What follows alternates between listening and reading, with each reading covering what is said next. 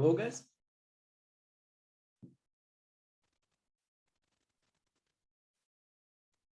Small question, how was the homework?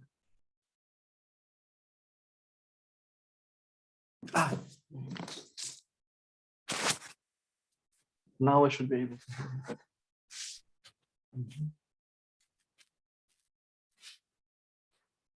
Well, you know what? Let's wait a little bit for the other students to join and then we have a discussion.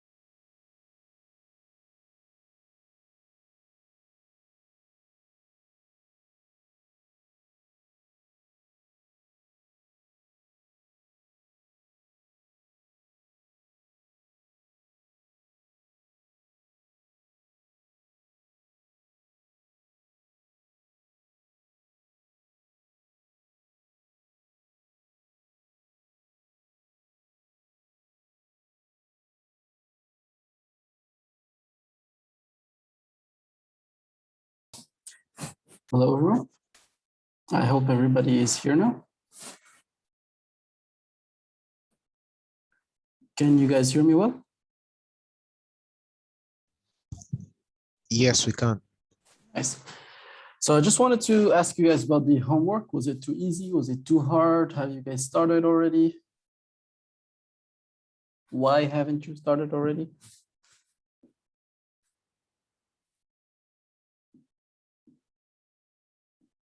Mm-hmm.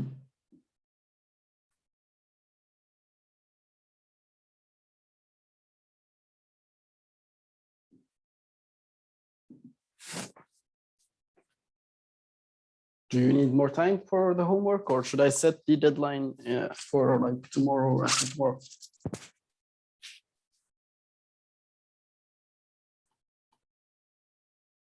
Can we have the deadline for Monday? Monday. Yes. Okay. So Monday is which date? Let me see. It's 20th. Yeah, Monday is the 20th. Let me adjust it. Yeah.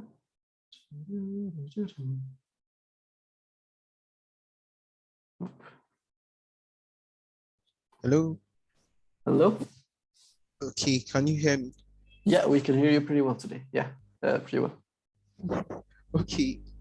I think the assignment is okay, just that I had some challenges when I was building my model. Yeah, but I've I've been able to resolve it with the help of a friend. I asked some questions and he was able to guide me. But for the other parts, the bonus parts, I'm sorry, the code actually look scary. Like it's very long. Yeah, So I've not really been able to figure out that part. that's nice. Just wanted to confirm, are you already familiar with Python programming, or is it new?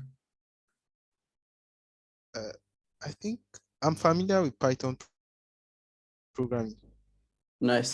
And you've already taken like a course on machine learning with Professor Khan, right? So for you, I would assume you have already, what is it called? You have already trained multiple computer vision models, no? Yes. So Yes. when you say there was difficulty in the homework building the models, can you elaborate a bit about this difficulty?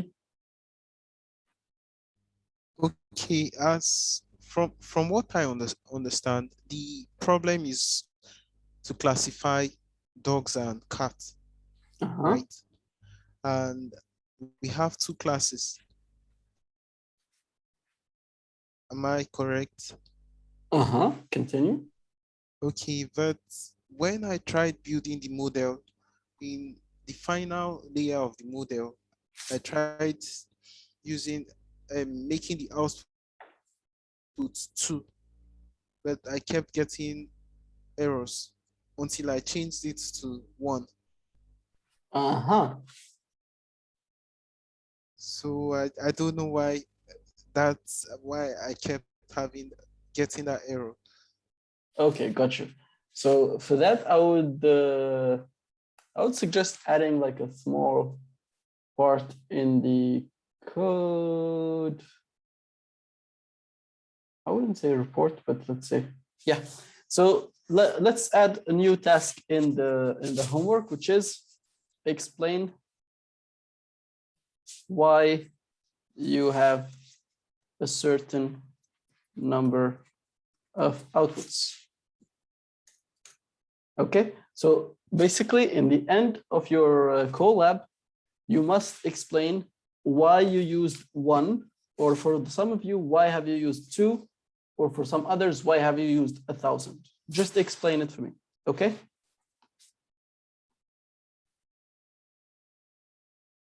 Okay, sorry, I also experienced another challenge. When I imported the pre-trained model, I'm surprised my model did not improve. I was expecting it to improve, but maybe I'm doing something wrong. It's Certainly. just giving me, Yeah, it must it's just improve. giving me the same value. No, it must improve. Okay, Mhm. okay. I'll try to figure it out. That's nice. Any other challenges have you guys found?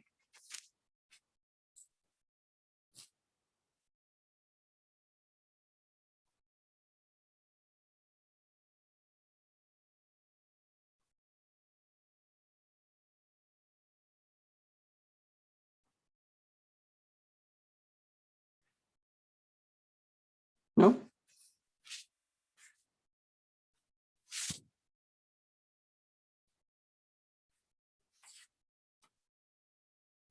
Okay, good, good.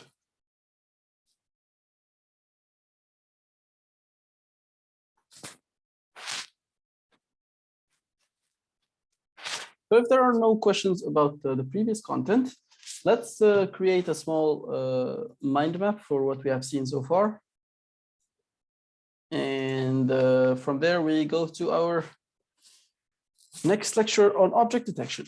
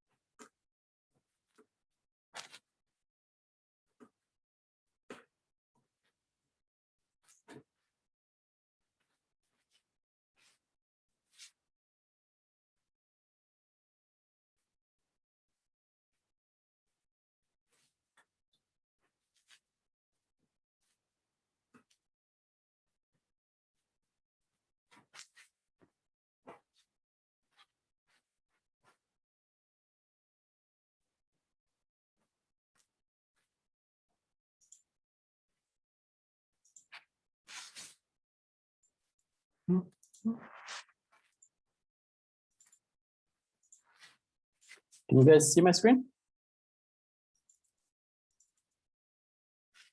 Yes, I can. Nice. So far what we have seen in the course is classification and interpretation, right? So this is what we have seen so far. Let's start with the classification part. Can you guys tell me what have we seen for classification during the classification lectures and labs?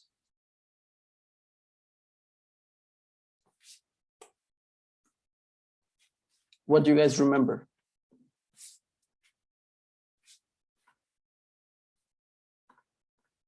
Nothing? Logistic regression. Logistic regression, that's nice. Oh, I think I have not shared the correct slides in Moodle. Let me see. Yeah, inverse them. Let me just fix this error in Moodle and yep, you come here.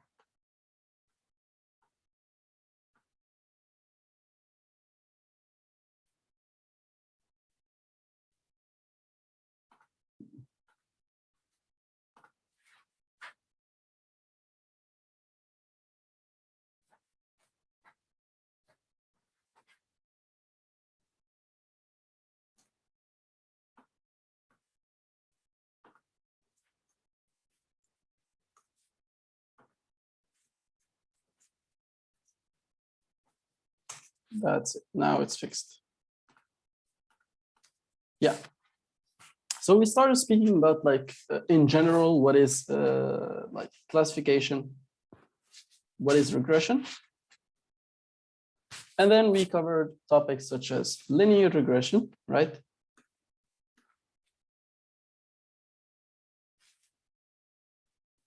And from there, we went on and spoke about logistic regression. And we saw how it's related to, what is it called? Perceptrons, which are the first version of neural networks. And they're basically just another logistic regression. After that, we spoke about the multi-layer perceptron, which is just another name for linear layers or dense layers. So in coding, you can find different names for the same concept, or a fully connected layer. So these are like the names that are used to describe the same concept. After this one, we started speaking about convolutional neural networks. Here we'll start speaking about convolutions, right?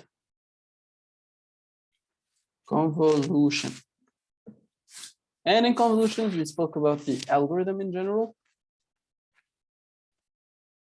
the overview, the steps. We spoke about what kernels are. We spoke about stride and padding. We saw how max pooling works,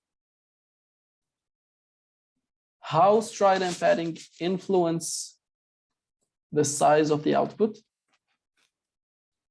And I think that summarizes the content that we have seen in the lectures of computer vision, image classification for computer vision. In the labs, we mainly spoke about PyTorch. So let's add another one here. PyTorch. We said there are three main steps, which are data reading, model building, and last part is training and evaluation. Nice. For data reading, we said, again, there are three parts. There is the data source definition.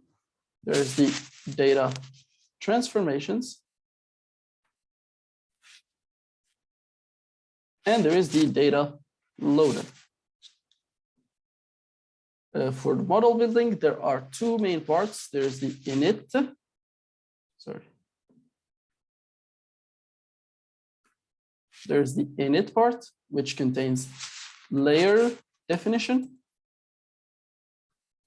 And of course, there is the forward pass, which contains the logic or the order of the layers. Pretty easy. And then, of course, the training and evaluation, loading,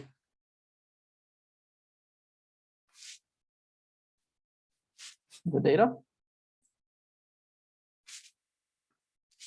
sending the data through the model, back propagating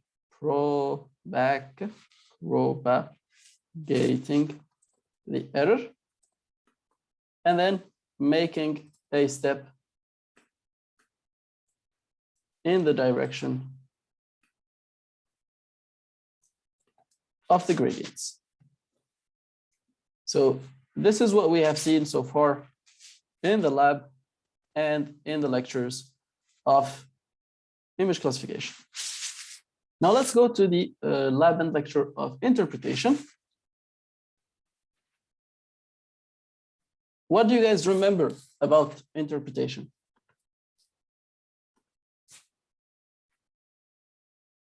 What have we seen? We discussed about line and GradCam. We've seen Lime, we've seen GradCam. What else? Well, let's put them here. They're like big stuff. We spoke about interpretation in general, in theory, right? Weights of the linear models are interpretable and decision trees are interpretable.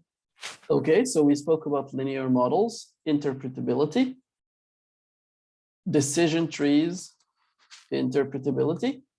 We spoke about the scope of interpretability, right? What does it mean to interpret?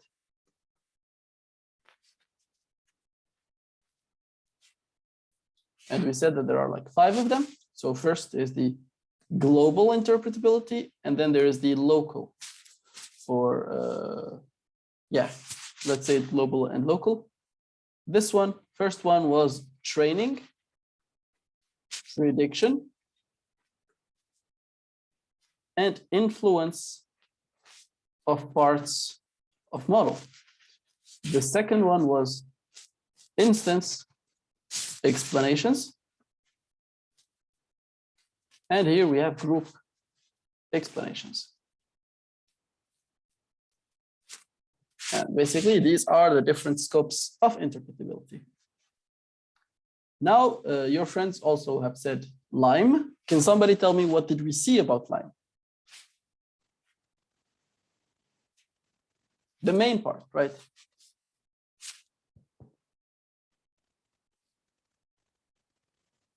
It picks a point from the training data. And then from that, you generate some random points. Based on the generated data, we try to build some machine learning model. Yeah. And from there, we can interpret the local behavior around that point we chose, and maybe make a decision boundary and say like, nice. Black box interpretability. That's what I was looking for. Black box interpretation. It means it is independent of what is the type of model you are working with. This method works for all models. Something else? Does it work for images and stuff? And text, for example? Yeah. Yes, it does. And how does it do that?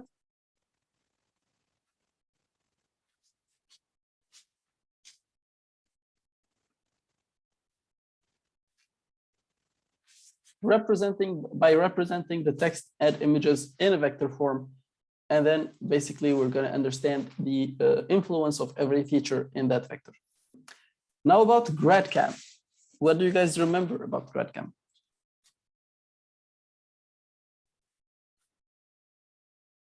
Is it a black box one or no? What does it work with? It's only for convolutions. Convolutional neural networks. What else?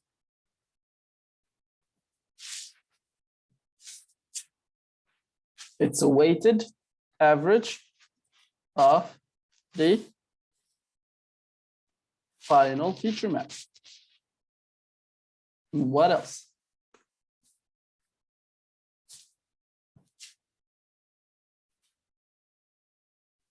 In terms of speed, is it fast compared to Lime or is it slow compared to Lime?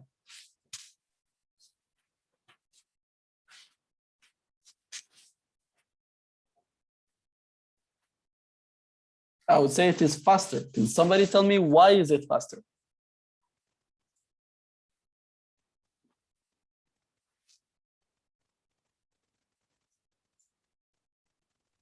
We don't need to train. We just pass our sample through the trained model.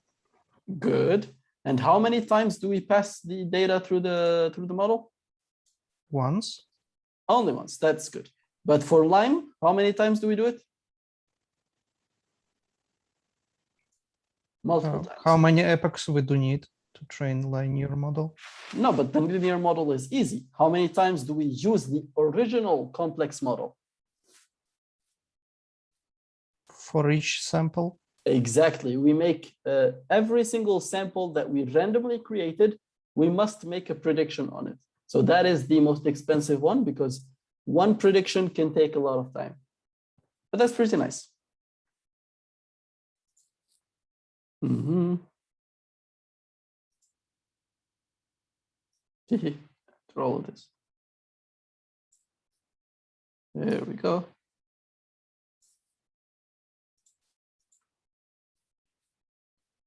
So I'm going to send you guys this on.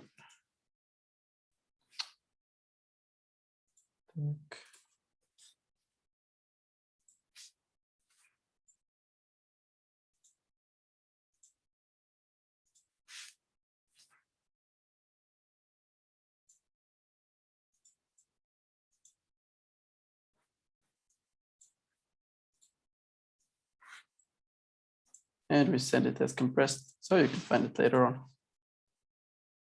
That's pretty nice. So right now, do you guys remember the content that we have seen so far?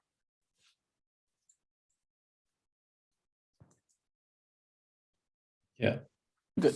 So this was just a quick revision to make sure that everybody is still remembering the contents that we have seen. Today, I'm going to ask you guys to start thinking about your projects. So after this lecture, we're going to start speaking about the projects, guys, okay?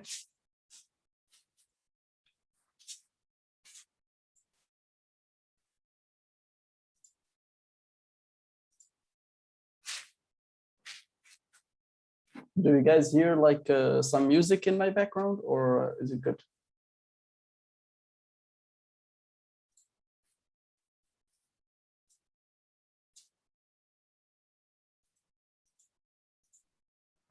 Everything is fine.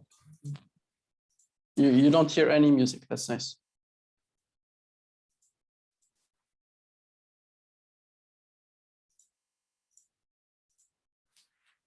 Okay, good.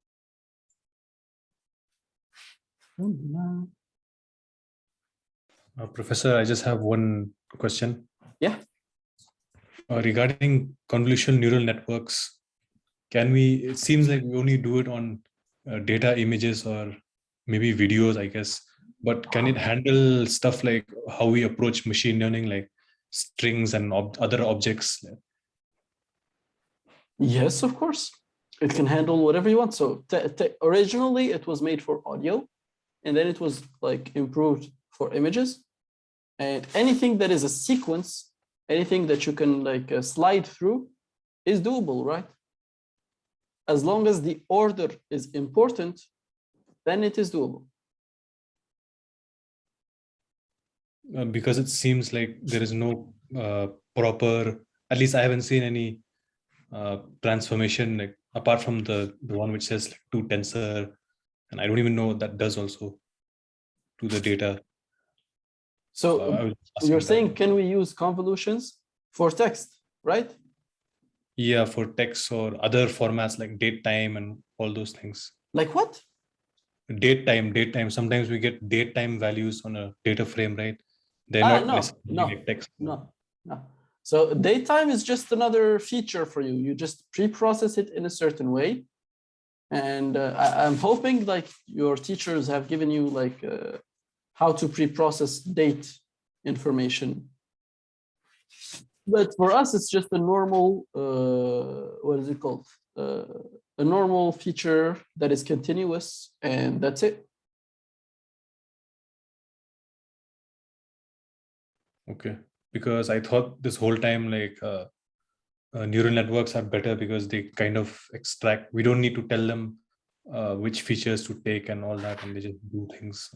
You still need to pre-process date time information, right? So especially for neural networks, if you're going to use a fully connected neural network, you're going to have to pre-process date and time information.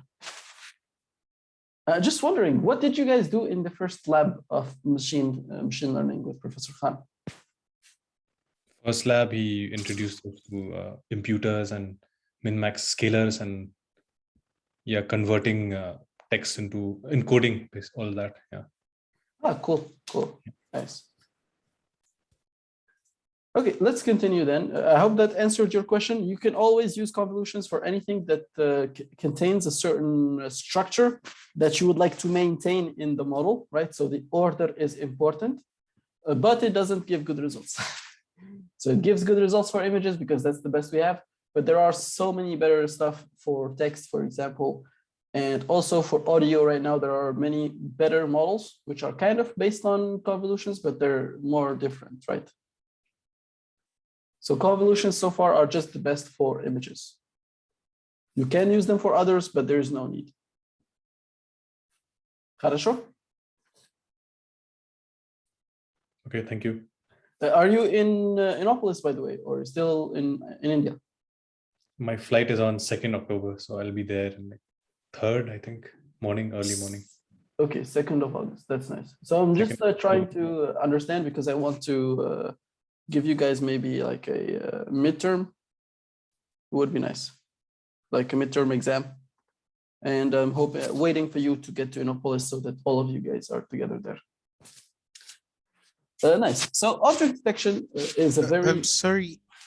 Regarding arriving at Innopolis, yeah, we are yet to get a visa invitation, so it might take a while for those of us connecting from Nigeria.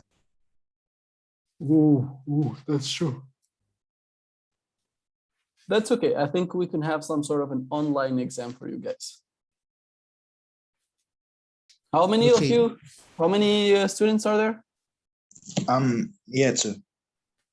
Outside of Innopolis. So we have Randall who's coming. We have who else? Ayomide in Nigeria. Ayomide is in Nigeria. Okay. Who else? I'm in Nigeria. Yeah, of course. So Ikishi, so you are in Nigeria also. We have 2 in Nigeria. Who else? The rest of you are all in Innopolis.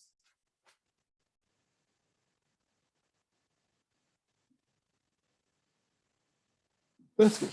That's good. So we can easily have like an online exam for the 2 of you. That's easy.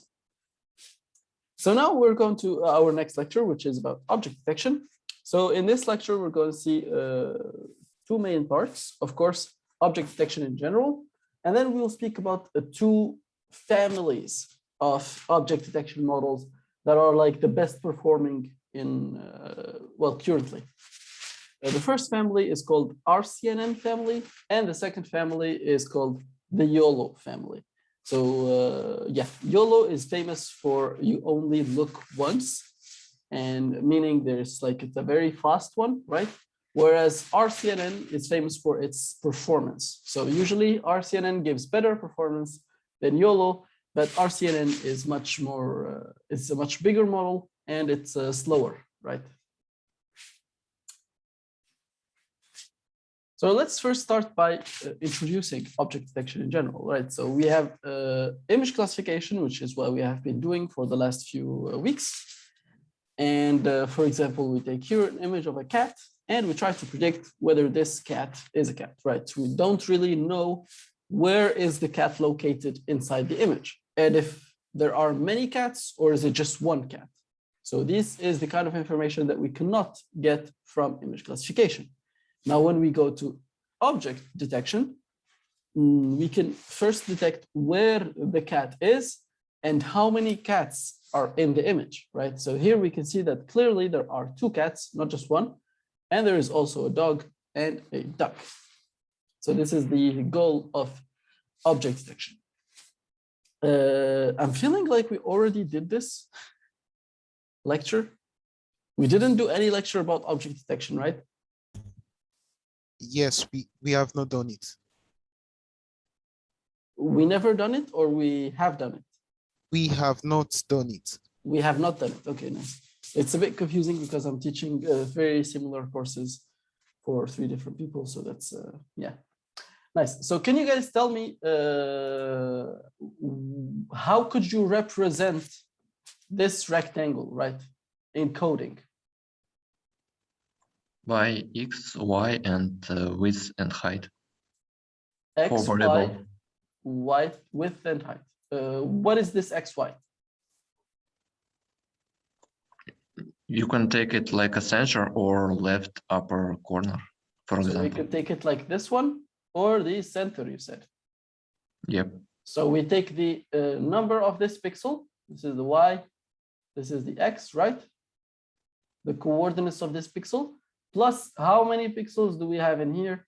How many pixels do we have in here? Is that what you're saying?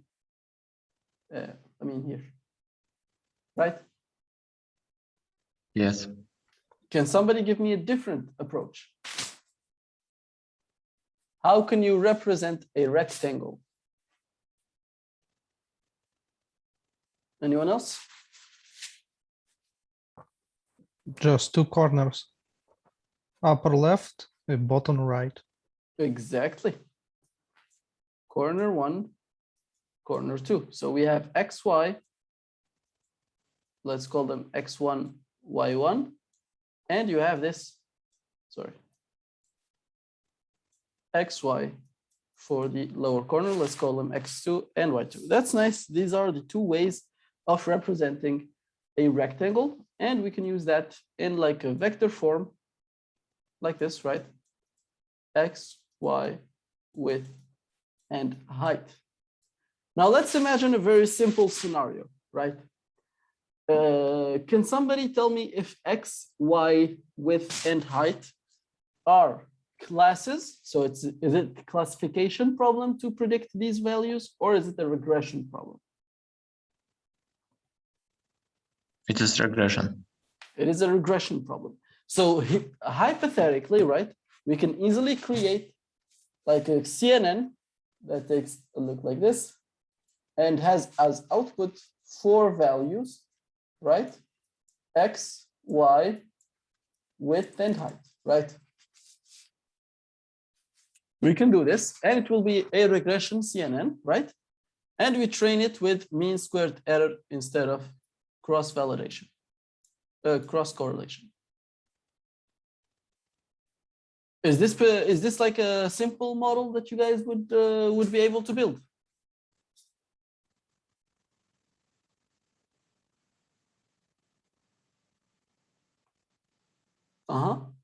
Any thoughts about this model?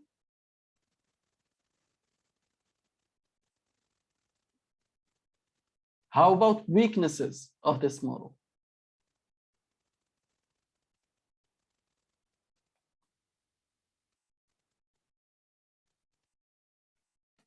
I think there will be a problem if more than one object on the picture. We can just predict by 4 values. Good, that's good, that's very good. So you're saying that these 4 values work with only one instance in an image, but we do not have this ability to control this. So this model does not work. Can somebody fix this problem?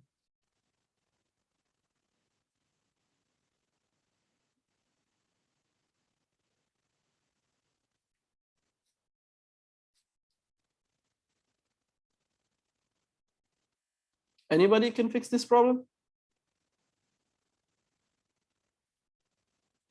I only think about training classificator for each class. For example, but they will be different. Yes, but for us, we might have like 2 instances of the same class, right? So here's cat and here's cat.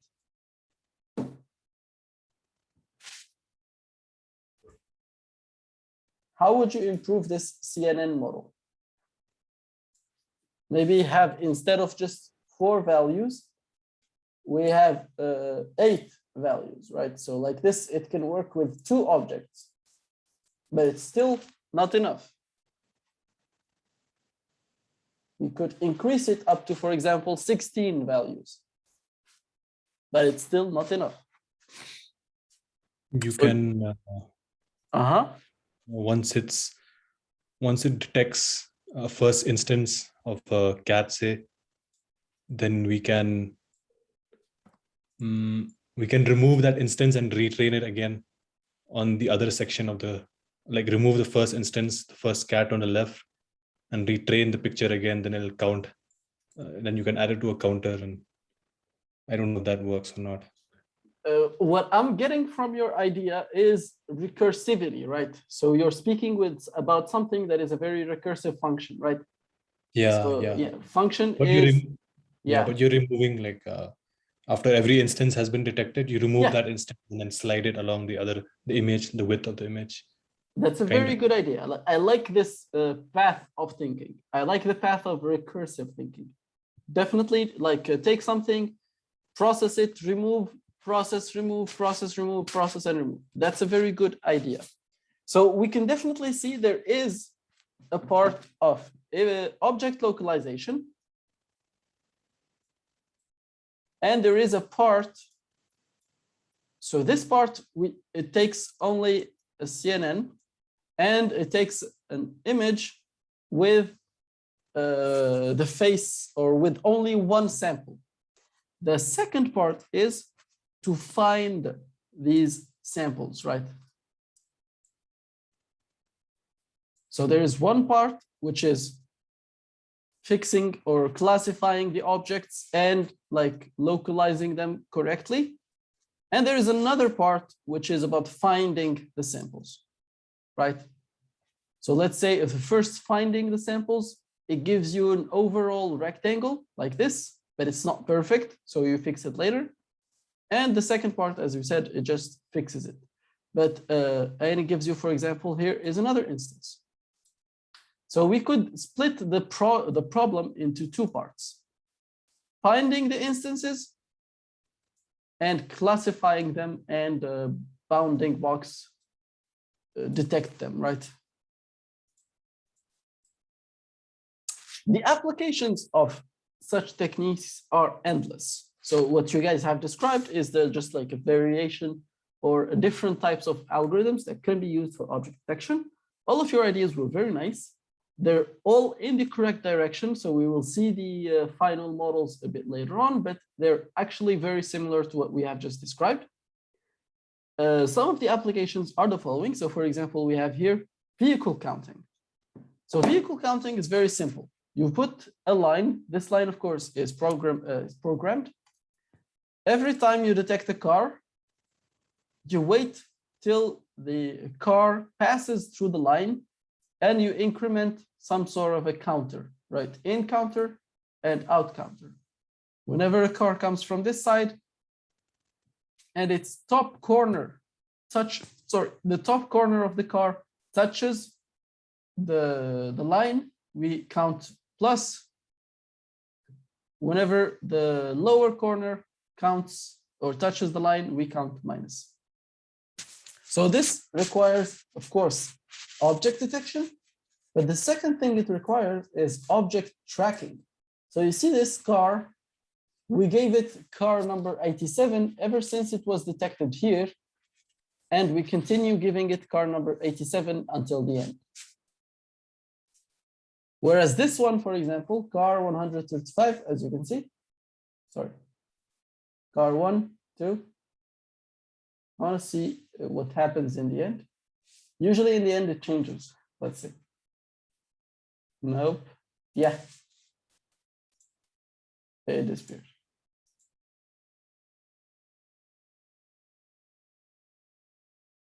Car 46, car 60. You see? Car 46 and car 50. So this is like the problem that we're trying to do. It's object tracking. Basically, object detection is done per image. Now, after we have the objects in that image, we try to track the object throughout a video, not just in one image, but in a video. So we compare the detections of image 1 with the detections of image 2, and we try to find the matches between image 1 and image 2. And this gives you this tracking of the objects. Let's continue.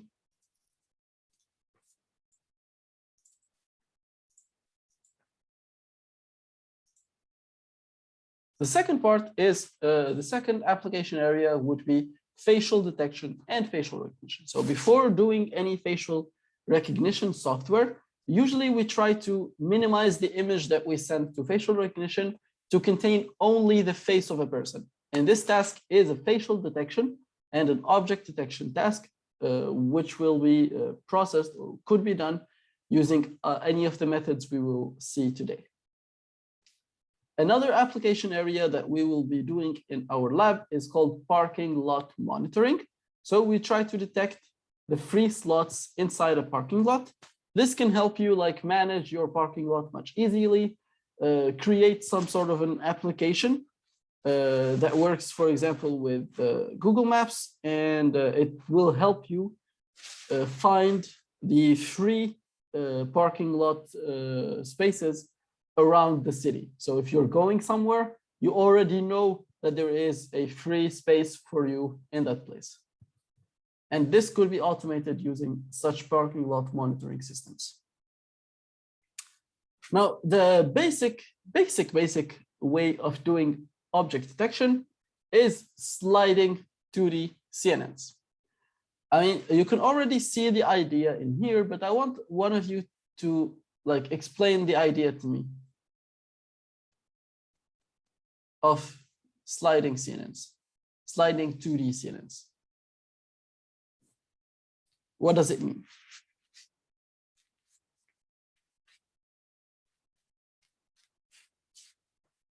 Go ahead, Vika, go ahead. Yep.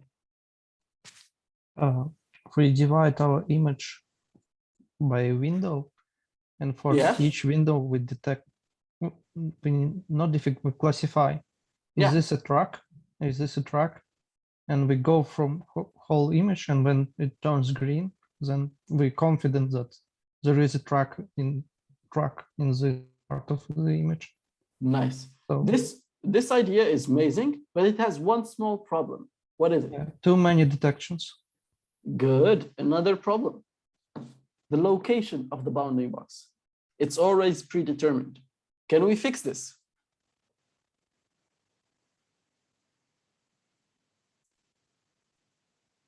We can pass all the image by different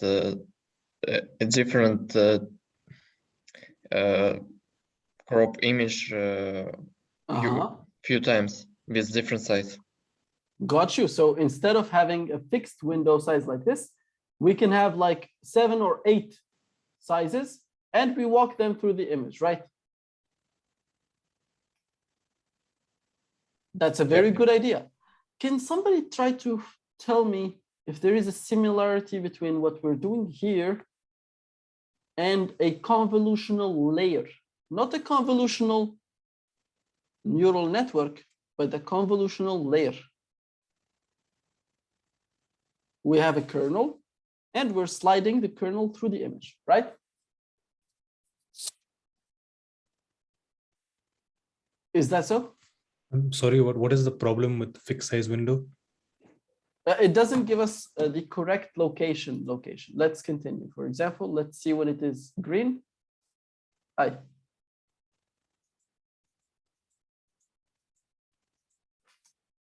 No, go back. Oh, got it. So you see, when you like have a fixed sized window and you just move it with the same size always, you never get the object all inside this image, right? So you have this extra space here, and you have this missing parts of the object. How can you fix this?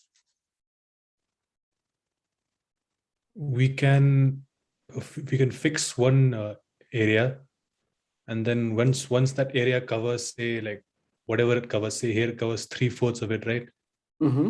So we can once that area has been found, then we can kind of add on to what's missing from this, and then we can build that fixed window on the next run, and then we can immediately classify it. Does that make sense? From what I'm guessing, you are saying we find the area of interest, and then from there we try to build a bigger or smaller what is it called, rectangle, depending on the content, right? Mm-hmm. That's a very good idea. That's a very good idea. Your friends have decided to go with different sizes of let's call these anchors, right? That's a very good idea also. Another person has said, I'm sure maybe one has said, is to have like the 2D CNN that we spoke about before, right? So let's say it's taking only this part of the image. The 2D CNN would not just predict the object class, but it would tell us how much you should go to the left or how much you should go to the right to have this object perfectly centered in the object or in the feature map, right? No, in the rectangle, right? So we add something to the predictions that tell us go to the left, or the center of the object is a little bit to the left, and the width of the object is a little bit smaller than this. You see?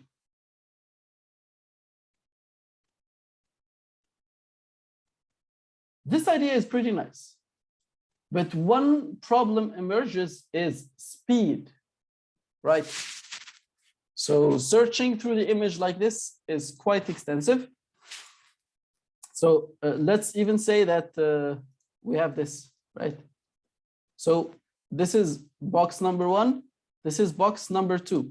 This idea, if we implement it, we might fall in, this is box number 1, this is box number 2, and they are never like covering the object completely, right? So box number 1, box number 2, box number 3, box number 4. So you see in this case, the object is split into 4 boxes, and none of these boxes would classify that thing as an object. So the other solution would be, this is box number 1. Box number 2 should be like right next to it. This is box number 3. So when we do it like this, now it takes a lot more time, but it's a little bit better in performances. A third problem arises, which is the speed. And we can solve this using this technique. It's called a pyramid detection. So we rescale the image into a very small size. So let's say 60 by 60. And in this place, in this area, we can easily do what we can afford to have a stride of 1, right? Like this. We can afford to do it, and it will not take a lot of time. After that, after we finish this, we should have like some sort of an area of interest. So let's say this was our area of interest. We zoom the image back, so we have like a much bigger image, but we do not search inside the whole zoomed image. We only search inside this area of interest. After we go that, we make it even smaller, right? So the area of interest gets even closer. And we start searching inside this area of interest. Zoom and search inside the area of interest. Zoom and search inside the area of interest until we arrive to the original size. And this one allows us to find the objects correctly, but with a much faster search. Another way would be to use a selective search algorithm.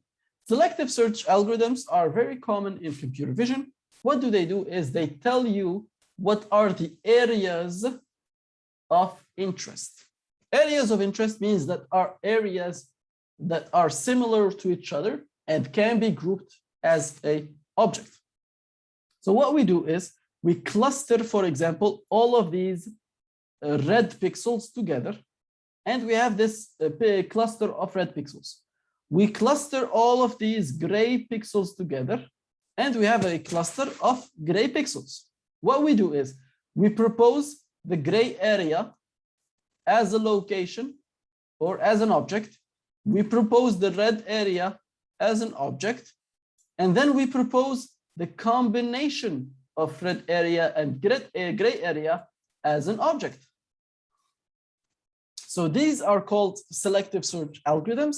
They're simple algorithms that are based on machine learning techniques. And what do is they cluster the areas inside the image and then propose each cluster as a potential object. So this potential object will be sent through a CNN for a classification.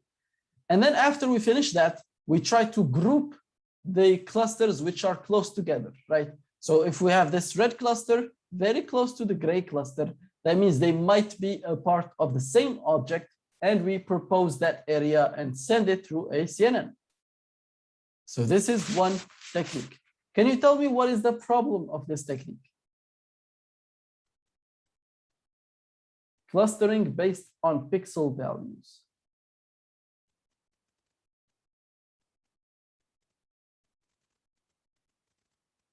It's a very good technique, but it suffers from one tiny problem. It's like the same problem between machine learning and deep learning. Why is deep learning much better?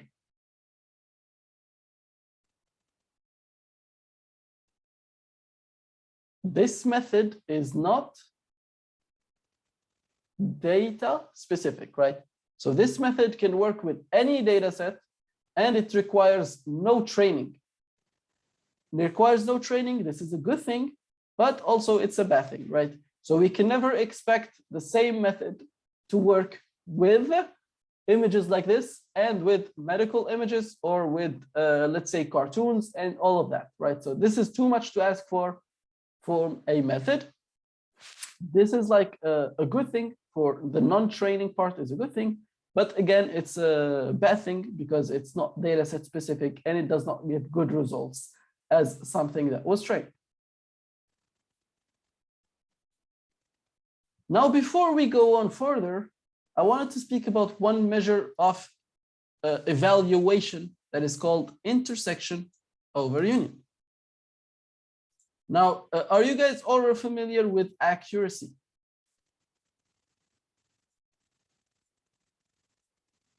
Randall, do you know what accuracy is? Yeah, it's the number of predicted labels by the true label. Good, good. Now, I would like you to tell me if what intersection over union is. So let's imagine this scenario. And this is what I predicted. So this is the object, this is the location of the object, and this is the location that I predicted. First, is my prediction good?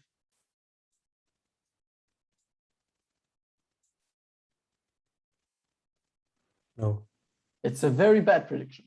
So can you tell me what is the intersection between these two? 0. 0, right? So intersection is a very good metric that tells you whether your prediction is good or not. Now let's take another example. This is the correct object location, and this is my prediction. Is this a good prediction or no?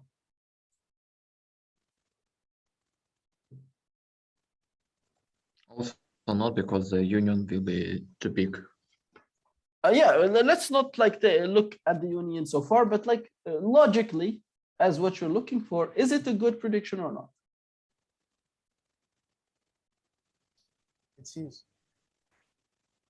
It seems to be a good prediction.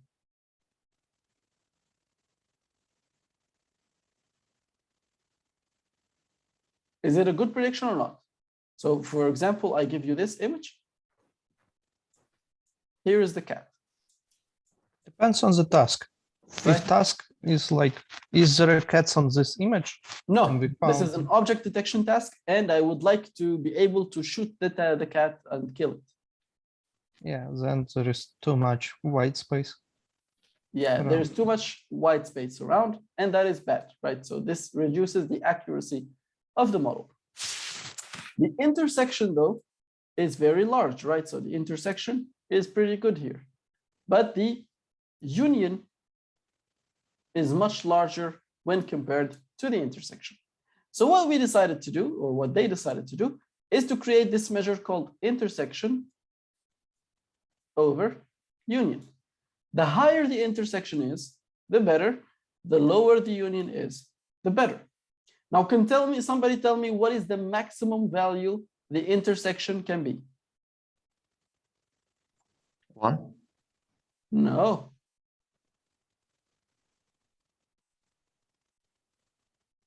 What is the maximum value for intersection? Image size? No.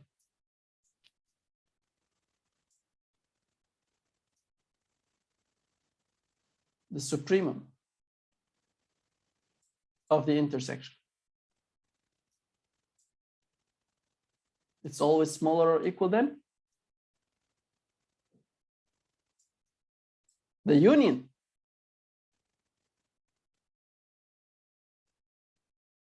Right? The intersection can never be bigger than the union.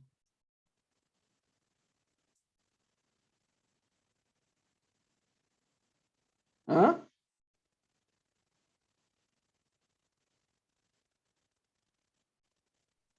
Yes, that makes sense. Yeah. Хорошо.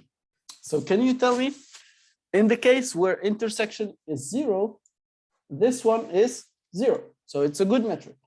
In the case where there is perfect matching, this means the intersection is at its maximum and the union is at the same value as the intersection. And that means this is equal to 1. So this is a metric that goes from 0 to 1. 0 is very bad. 1 is very good. And that's it. This is the intersection overview. Now, the last part we will speak about before we go into the real models is the non-maximum suppression. So remember our the model that we just described previously, which is like sliding through the data or sliding through the image with different consecutive rectangles. I think Micha was the one who said that we will have too many classifications or too many detections that are close together like this, right? And this is bad. One way to solve this task is called non-maximum suppression. Can you guys tell me how can we remove the duplicate predictions for the same object? Consider using intersection over union as a measure of how close or how similar two rectangles are with each other. I have a question. Yeah, go ahead. Suppose we have some medical image. Yeah. And we want to find the tumor or something like that. And this tumor is overlapping with some other, something else. But we needed to accurately locate it, but it's overlapping. So these squares, using these squares, like, will it be able to, also using that intersection method, like, will it be able to accurately identify that? So for that, usually we do not use object detection. We use image segmentation or object segmentation. And I didn't really get the question that much. Yeah, in object segmentation, for each pixel value, we'll get a class. Yeah. So you will get the exact pixels of the tumor. Okay, okay. Do you mean the overlap is, let's say, here is the heart and the tumor is behind the heart? Or like the tumor is here,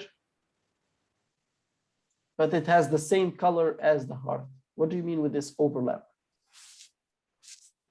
Both actually, like, I mean, if it's behind it, there's nothing we can do, right? But if there is. Usually okay. when you're like doing these kinds of stuff, you're doing some sort of X-ray or imaging technique. And you're hoping that, for example, the areas such as the heart and stuff like that, that you don't care about, they get ignored, right? So what's usually happening is you inject the patient with some radioactive material. And this radioactive material usually like links with the object that you're interested in. So for example, if you're interested in cancerous cells, usually it goes to these cancerous cells and links with them. And from there, it just gives you like more light to these cancerous cells.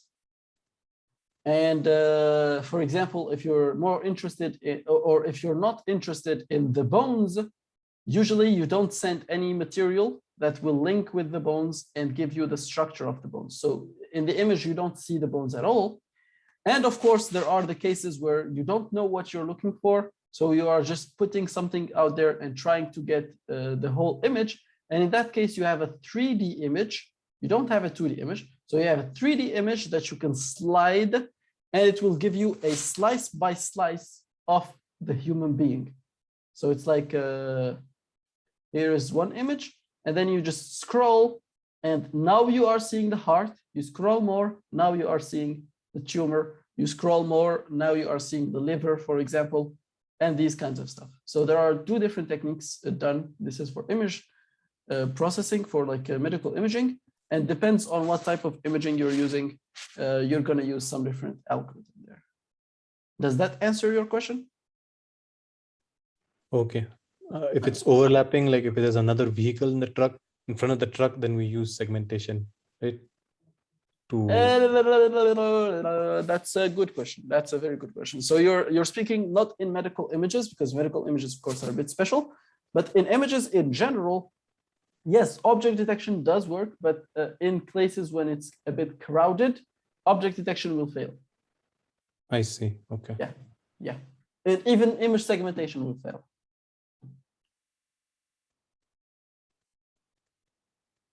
So the more challenging cases, we still don't have any model that can do a good job for it. Now, let's go back to this one, to non-maximum suppression. Can somebody try to give me an idea on how can we remove these duplicate predictions for the same object? Intersection over union. The first step is to find what are the predictions that we consider for the same object, right? How can we do that? They have non-zero intersection. Yes, but let's say, for example, you have a human being here, very large human being, and he is holding a cat. So you have one rectangle here for the human being and one rectangle small here for the cat.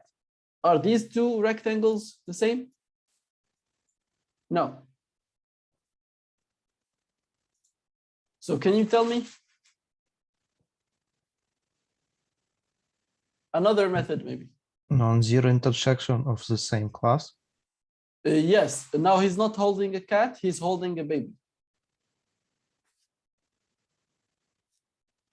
So they're both person, right? So they're the same class. So non-zero intersection plus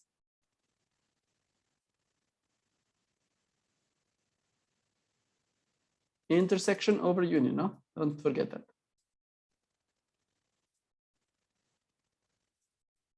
How can you detect the duplicate predictions for the same object using intersection over union? Go ahead, Micha, you are very close. So instead of having... I don't know how to separate human from its baby. They're both humans, they intersect, and I think they should be the same bounding box. Intersection over union, right? So this is the big box for the human, and this is the small box. I don't see how union will help. Let's look at it. What is the intersection over union between these two? Is it a large one or a small one? It is a small one. Yeah, so it's like 0.2. If it's 0.2, then it's a small intersection over union, then they shouldn't be considered as the same object. Why not? But for this one, for example, take a look at this one, this bounding box and this bounding box. What is the other intersection over union? Let's say it is 0.9. So it's a high one. That means they are considered intersections, or they are considered a prediction for the same object. Yep, that's a good one, Randall. So what we do is simply just calculate the intersection over union between all the boxes and the boxes which have a high intersection over union plus same class, right? We remove all of them and keep only one. Now that we have this algorithm, can somebody tell me which one should we keep? So we'll say we have this one, we have this one, and we have this one. Which one should we keep? We'll set a threshold, the one with the maximum IOU. Okay. Another idea would be, since we are going to use a CNN later, right? So this is the output of a CNN. CNNs always give you a precision score or prediction score, 0.9, 0.99, and 0.7. Which one do you want to keep? Highest score. Exactly. So we just look for the object or for the prediction with the highest score and remove everything that has a high intersection over union with it, right? And this will give you this beautiful output. Of course, the threshold depends. Sometimes 0.9 is good enough. Sometimes it's not, right? If you're working with a highly crowded situation, you're going to try to go for like 0.95. If you're working with a very good situation where there is not a lot of crowding, you can work with a threshold of 0.5 or 0.25 even. So it definitely depends on your situation. So non-maximum expression, this is the algorithm in like algorithmic steps. You start with a list of all the predictions. You get yourself this resulting list. What you do, you take the prediction with the highest score, find any prediction that contains a high intersection over union with it, and delete it. Take this one into the output results and delete it from here. Find the highest again. So let's say it's this one. Delete it from here, put it in the output, and then find anything that has a high intersection over union with it and delete it. Repeat this operation again and again and again until all these predictions have either been deleted or added to the output. Very simple. Is this okay so far? Can you please repeat once more? Yes, so we find the prediction. So first we have, this is the input, which is the list of predictions. What we do, we create a temporary or we create a results list. This is the results list. Simple. We go to the input, find the classification or find the object with the highest classification score. Let's say it's this one. We remove it and put it in the output. Okay? And then what we do, we find anything in here that has a high intersection over union with this object, and we remove it. That's it. Now we go back through the same algorithm. We find that this one has the highest classification score. We remove it from here and put it in the output. What we do now, we look through the input, through this initial list. If there is anything that has a high intersection over union with this one, we remove it. So it's just a simple if statement, just completely delete it. Once this is done, we repeat the same operation. Find the highest prediction, remove it from here, put it here, find anything that has a high intersection over union with it, and delete it until we have finished all of this list. Does it make sense now? So we keep running the CNN again and again to the input image. Yes. No, we have the predictions. Oh, like we have already the predictions, right? We sent the predictions through our model and it gave us a list of predictions. Oh, okay. Okay. So this is after the model has finished its object detection task. Okay. How can we be sure that it's classified correctly? We're assuming that it's classified correctly. No, this is the best we can do, right? So this is like the output of the model. There's nothing else you can do. You have trained your CNN. Your CNN will make mistakes, but that's okay. We're just trying in a perfect scenario. We're trying to fix the problem of overlapping predictions for the same object. Okay.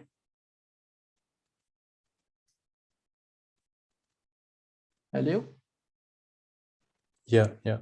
Nice. So this is what non-maximum suppression algorithm does. This is an algorithm that comes after the training. This is something that comes after we finish all the predictions.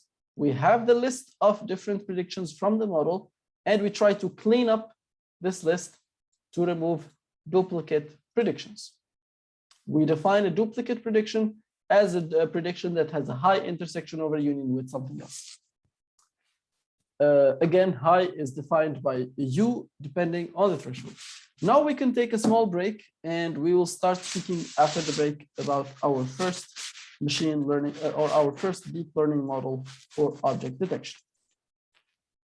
Let's take a 5-minute break, okay?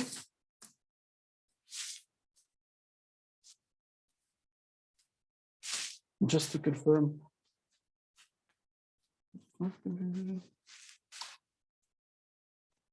Oh, we should already have like a break in 10 minutes, right?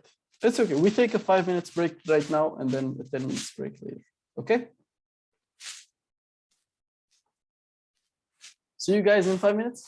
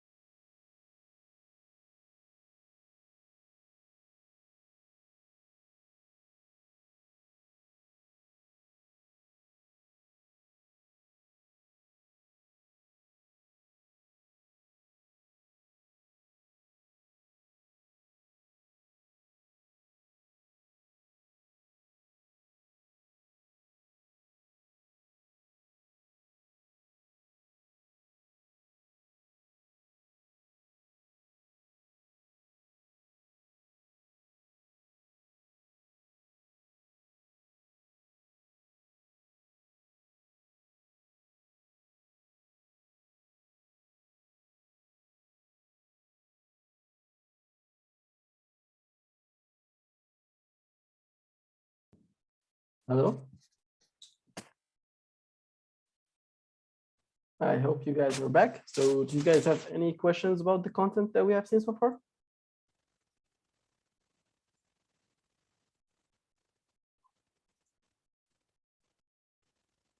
Nope.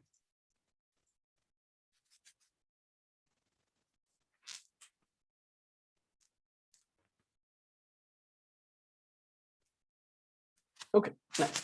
So then let's start with speaking about our first model that really exists out there, that is called RCNN. So RCNN is the first model from the family of RCNNs, of course. And it's a very slow model, but it gives very good results.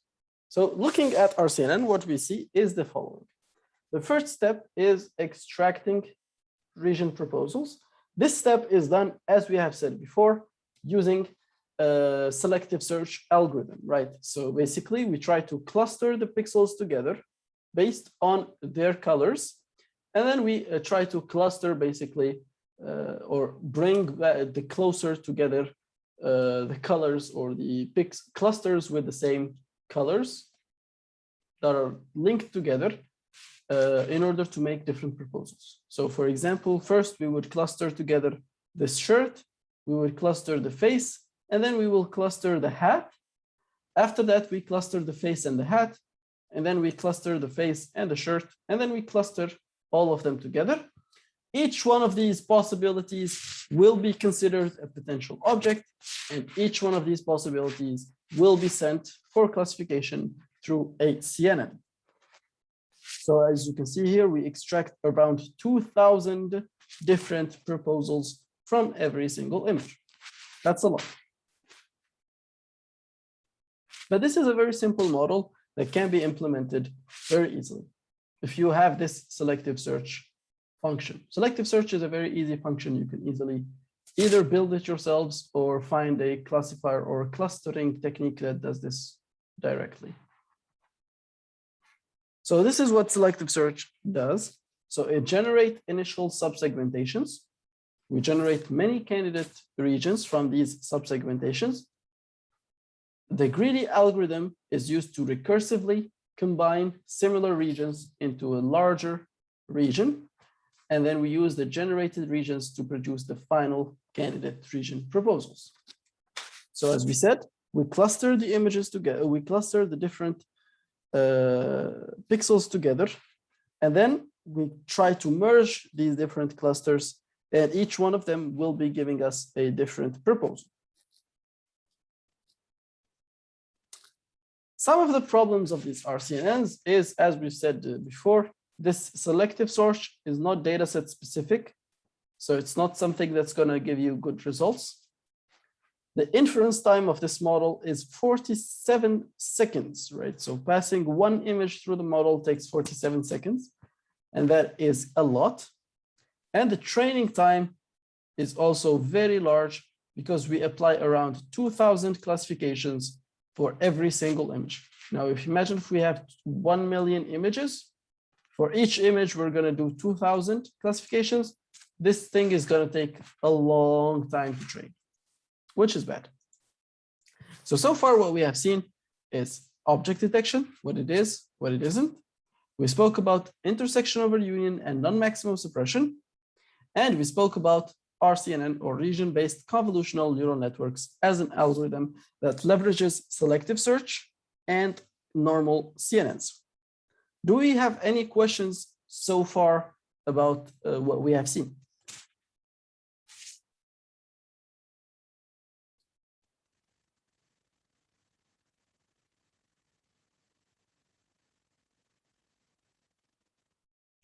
No questions? So let's try to get everything together inside a mind map. And then we take our 10 minutes break and come back to finish the second half of the lecture. So here we're going to speak about object detection. So we first started speaking about, let's call it basic model. So in this basic model, we spoke about things such as sliding, CNN, we spoke about selective search. In the sliding CNN problem, we said that it's not good because it uses a fixed window size. So we decided to use multiple window sizes. And lastly, in order to evaluate its predictions, we're going to use intersection over union. And sorry, lastly, we spoke about non-maximum suppression in order to improve its results or in order to clean up its predictions. After this, we spoke about RCNN. And in RCNNs, we decided to speak, or we saw that it uses selective search, giving us 2,000 areas. Sorry. This selective search algorithm clusters pixels based on value and then merges the clusters.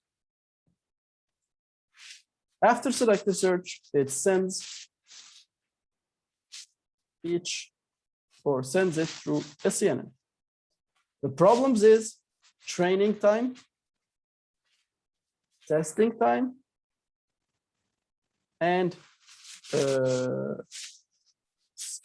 let's say not good performance because of selective search. So this is what we have seen so far. In the rest of the lecture, we're going to speak about how to improve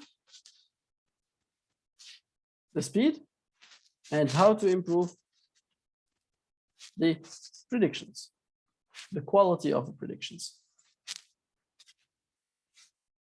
given to us by selective search. Do you guys have any questions so far?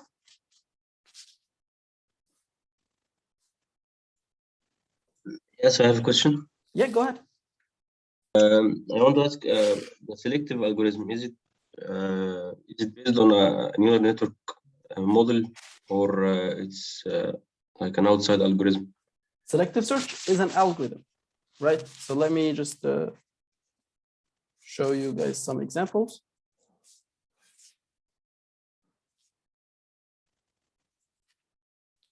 There we go. So this is like selective search. This is what it does. It clusters the different pixels together, right? You see, for example, let me zoom in a little bit. You see these white pixels, they're very similar to each other and they're close. So we cluster them together. You see these dark pixels, darker coffee pixels, they're very close together and they're quite similar. So we cluster them in the same cluster. The color of the cup is pretty similar to each other and are connected. So we cluster them together. So it's a very simple recursive algorithm, very easy one. And this is how we build the different objects. We recursively merge the different clusters together and give us these different proposals. This is one way of measuring the similarity. So either color similarity, texture similarity, size similarity, and shape compatibility. And this is the final similarity measure, which is a combination of all of these different functions, right? So this is how they compute the similarities between the different pixels. And here's the C++ code. I think there is a Python code for it. Yeah, there is a Python code for it. You take the image, resize the image. There is a selective search segmentation object directly with CV2. Set base image, switch to fast but low recall select. No. Switch to high recall to the ss.process. Once you process the image, this gives you the different rectangles. And this is just to draw the results. So the algorithm of selective search, you create it, set the image, and then you process the image. That's it. The rest is just for visualization purposes. Okay? Okay, thank you. I understand. Let me just copy this one and send it in the Telegram channel. Just for you guys, if you have any more questions about selective search or you'd like to study it a bit more, it would be pretty easy to just come here, look at it, and play with it. But selective search is not part of this course because it was completely abandoned after the next model. Okay? Anybody has any questions? So if not, then we take a 10 minutes break and we come back to finish our course or our lecture. Hopefully we come back at, let's say 42, 24, 7:24. Everybody's here about 7:24. See you guys.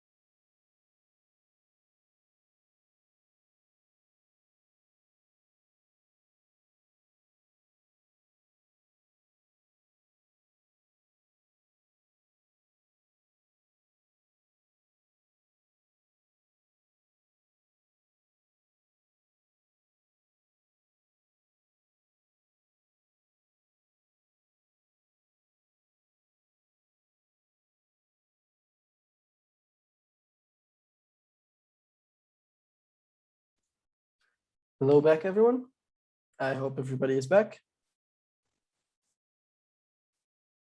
Nice. So let's finish our beautiful lecture and then we jump to the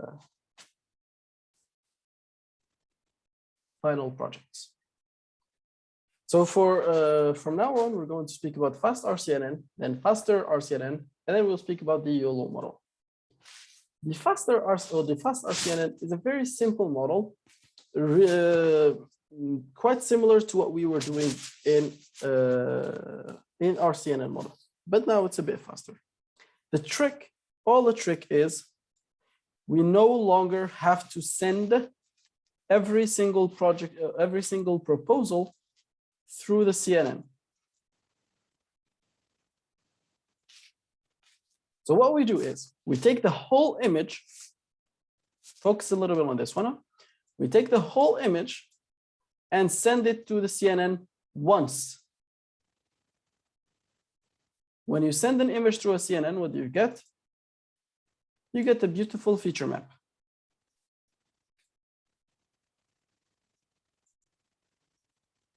So this is the output of our beautiful CNN.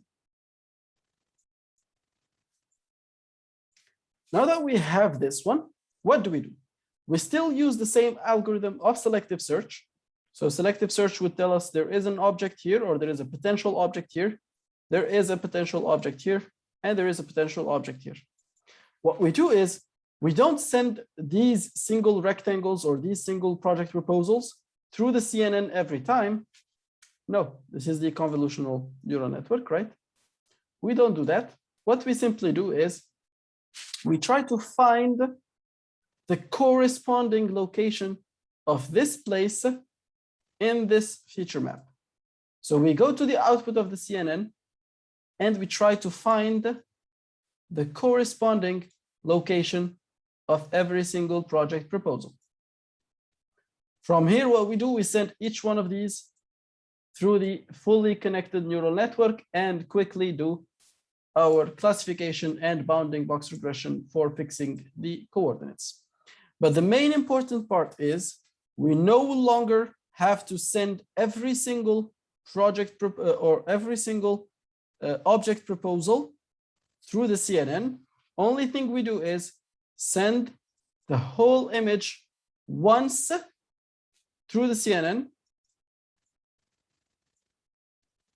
We get an output feature map like this. This is the output of a convolutional layer.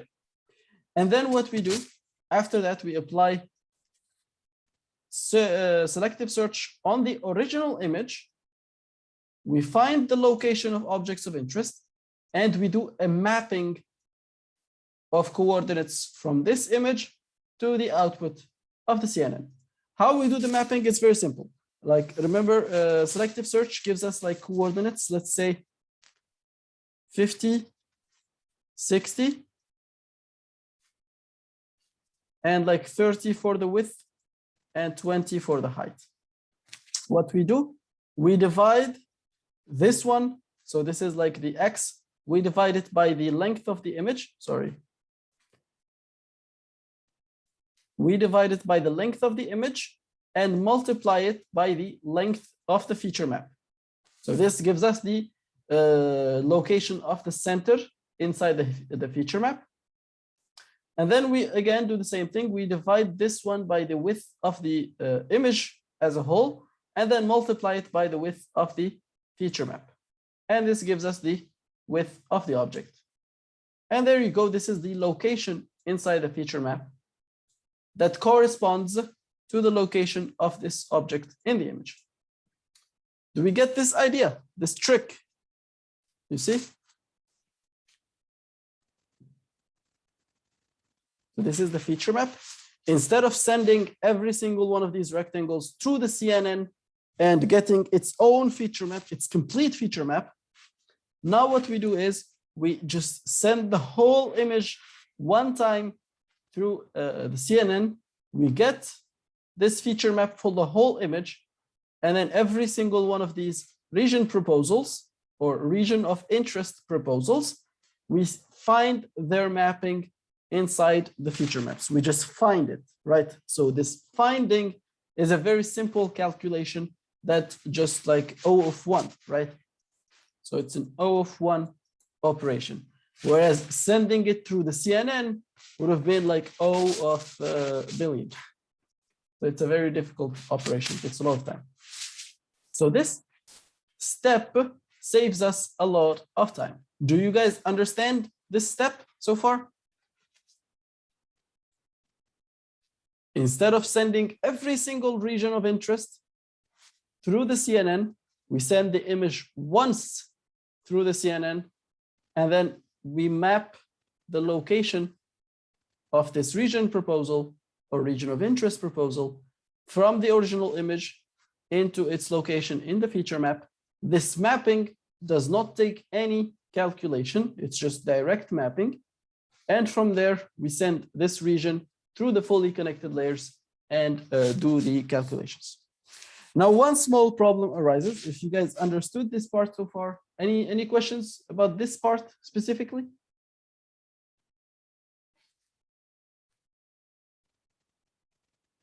Nice. So once, excuse me, maybe I missed how I get ROI proposals. Selective search. Okay. Yeah.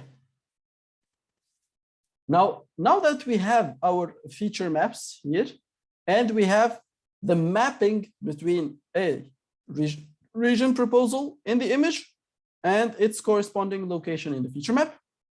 So we would have different small parts in the feature maps that we will send through a fully connected layer. The problem with fully connected layers is that they require the same shape as input, always. So regardless of the shape in here, we are going to expect the same shape for the fully connected layers. So what we did, we created a new pooling layer, very similar to max pooling, that takes any shape, for example, 20 by 8 or 300 by 8, and maps it to any output that we want. So let's say 2 by 2. Let's do this operation together and let's see how it's done. Sorry, one question. Yeah. After it's being mapped, after we find out where it is on the feature map, yes, then we send what exactly to the CNN, the fully connected CNN? So we're not fully connected CNN, fully connected layers, right? So it's just a multi-layer perceptron. Remember, multi-layer perceptron is the same as a fully connected neural network, is the same as a dense neural network, is the same as a linear layer, right? So all of these words represent the same concept. It's just like a couple of neurons, neuron. This is one layer, and then neuron, second layer, third layer, like this, right? Mm-hmm. Nice. Now that we, as we said, we have this these regions, we're gonna convert every single one of these regions into the same size. So think of it as just a resize technique, very simple one. That works like this. So I said I want the output to be in 2 by 2 format. So we're gonna resize this layer into a 2 by 2. So what we do is simply, we come here. How many? 1, 2, 3, 4, 5, and 6. So 6 divided by 2 gives you 3. So we come here, the first 3 parts go to the first pixels, the second 3 parts go to the second pixels. And then we have 1, 2, 3, 4. So 4 divided by 2, we take this. And then this pixel would be the maximum of all of these pixels in this region. This pixel would be the maximum of all of these pixels in this region. This pixel would be the maximum in this region, and this pixel would be the maximum in this region. This is how it's done. Now let's imagine a scenario where we have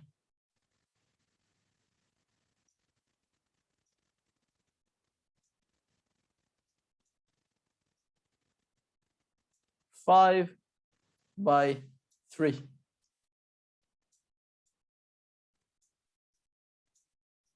and we want the output to be 2 by 2.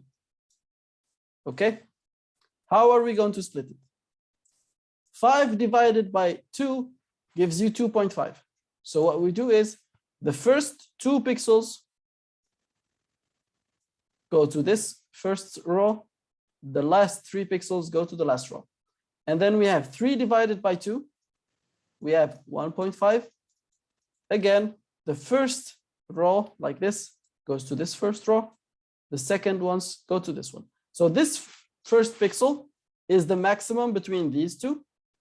This pixel is the maximum between these 4. This pixel is the maximum between these 3. And this pixel is the maximum between these 6. And this is ROI pooling. So ROI pooling is a technique similar to max pooling, but it does not use any kernel, right? It does not have a fixed kernel size. It has a fixed output size. This is the only difference between ROI pooling and max pooling.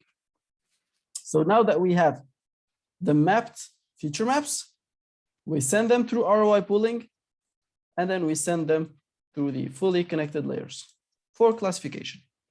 And that's it. This is the fast RCNN model. Can somebody tell me what, or ask me any questions about fast RCNN? Are there any things that are not clear?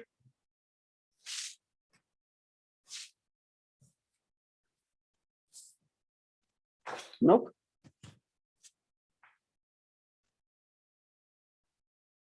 So far, it's pretty easy, right? So now some of the problems of this fast RCNN model is the time. So let's first see the good stuff. The training time of fast RCNN compared to RCNN is 10 times faster. So this is good thing. The second good thing is the inference time. So the inference time was 49. Now it's 2.3. Now the second big problem that we will detect is when we are looking here, only in this part. 2.3 seconds is the time including the region proposal technique or selective search. But without selective search, if we ignore selective search, we get the model running in 0.32 seconds. So we can see that selective search now is the most time-consuming part of our model. So any improvement for the speed of the model should be an improvement on the selective search algorithm. And this is what we will be doing. Faster RCNN. Faster RCNN is very similar to our fast RCNN. So this is fast RCNN. This is the same architecture of fast RCNN that we have seen before. But instead of getting region proposals from selective search, now we have a region proposal network, right? So this is what the region proposal network looks like. Regional proposal network is exactly what we have described before. Remember the first algorithm we spoke about, sliding 2D CNNs? This is what region proposal network really does. So what it simply does, it will send the original image through a CNN and get a feature map. Feature maps are usually much smaller than the original image, meaning if we want to slide like this, right? So we're going to use that sliding 2D CNN again through the image. If we train it, or if we train the sliding CNN on the feature map, it will be much faster than training the sliding CNN on the original image. And this is the only trick we have here. So what we do is we create a feature map by sending it through the CNN, and then we slide a kernel or an anchor, in this case, through the image and try to predict whether this location contains an object or not. How do we do that? Very simple. Remember that we can find a mapping between, let's say, this pixel inside the feature map is mapped to this area inside the original image, right? So every single pixel in the feature map is mapped to an area in the original image. So if there is an image or there is an object in this area, what we do is we try to classify this point in the feature map as an object. And that's it. Very simple, very basic. Let's look at it into more detail. So again, this is the region proposal algorithm. We think we have our beautiful image, send it through a CNN, we get our feature map. On this feature map, we will slide an anchor or a rectangle like this, a 2D CNN, as you have called it, and just walk through the image like that and try to predict the location of the objects.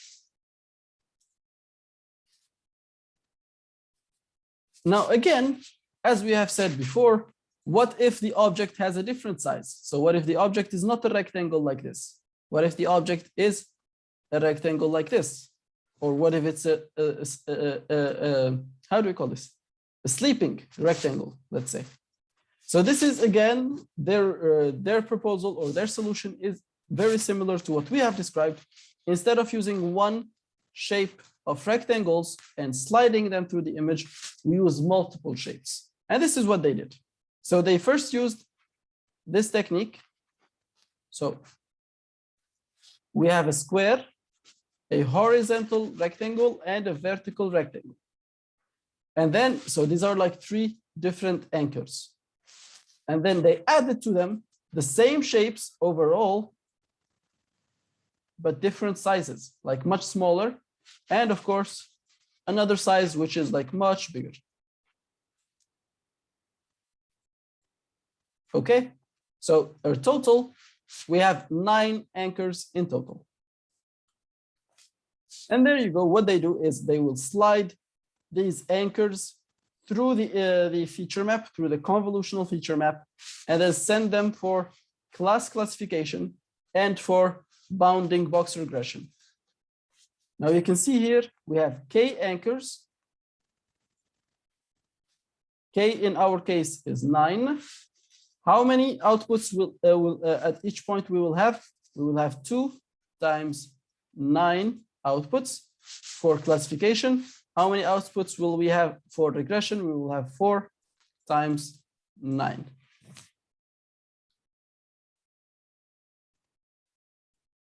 Sorry.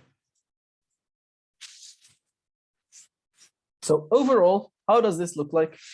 So overall, it looks like this. This is fast RCNN. You're already familiar with it. And this is RPN, which is the region proposal network that does the prediction or the proposal of different potential locations of objects. How does it do that?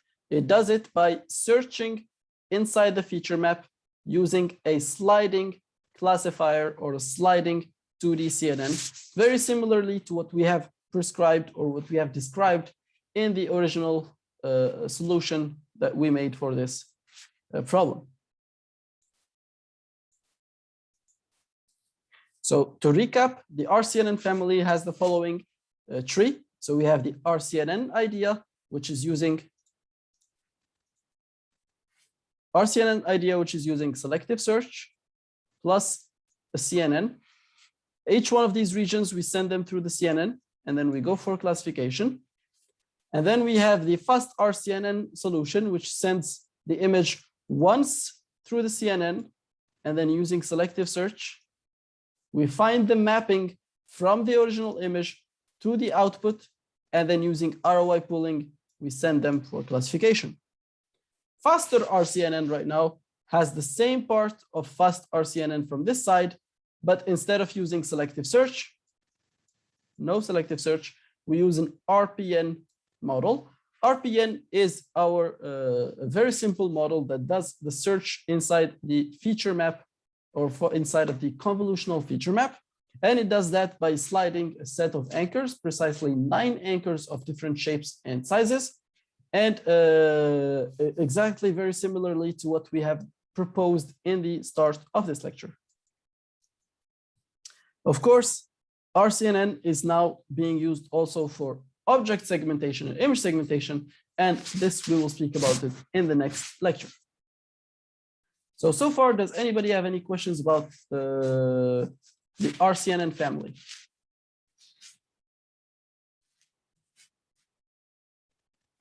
So in the fast RCNN, we're using that RPN method. No, faster. Here we're using selective search still. And the faster one, the next. Yes, here we use RPN. Here we're using various, not kernel, what is it called? Anchor, no? Anchor Anchors, size. yes. Yeah, Anchor sliding size, anchors. Yeah. Sliding anchors of various size. Yeah. Okay. And why don't we just call it kernel? Because of, I forgot the reason. No, it's just so you don't confuse this with anchors of a CNN layer, right? So this is not a CNN layer. This is called an anchor. That's it. But do you get the workings of this algorithm? How does it do object detection? Yeah. Nice. Now we're going to see another family that is called the YOLO family.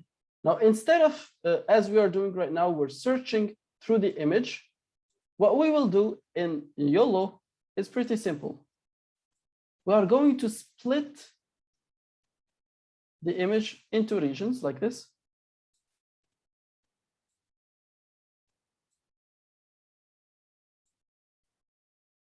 And we will classify all of these regions if they contain an object. That's it. This is the basic idea of YOLO. We will see YOLO in more detail, but for now, let's take a 5 minutes break and come back right after to finish YOLO. Okay? See you guys in 5 minutes.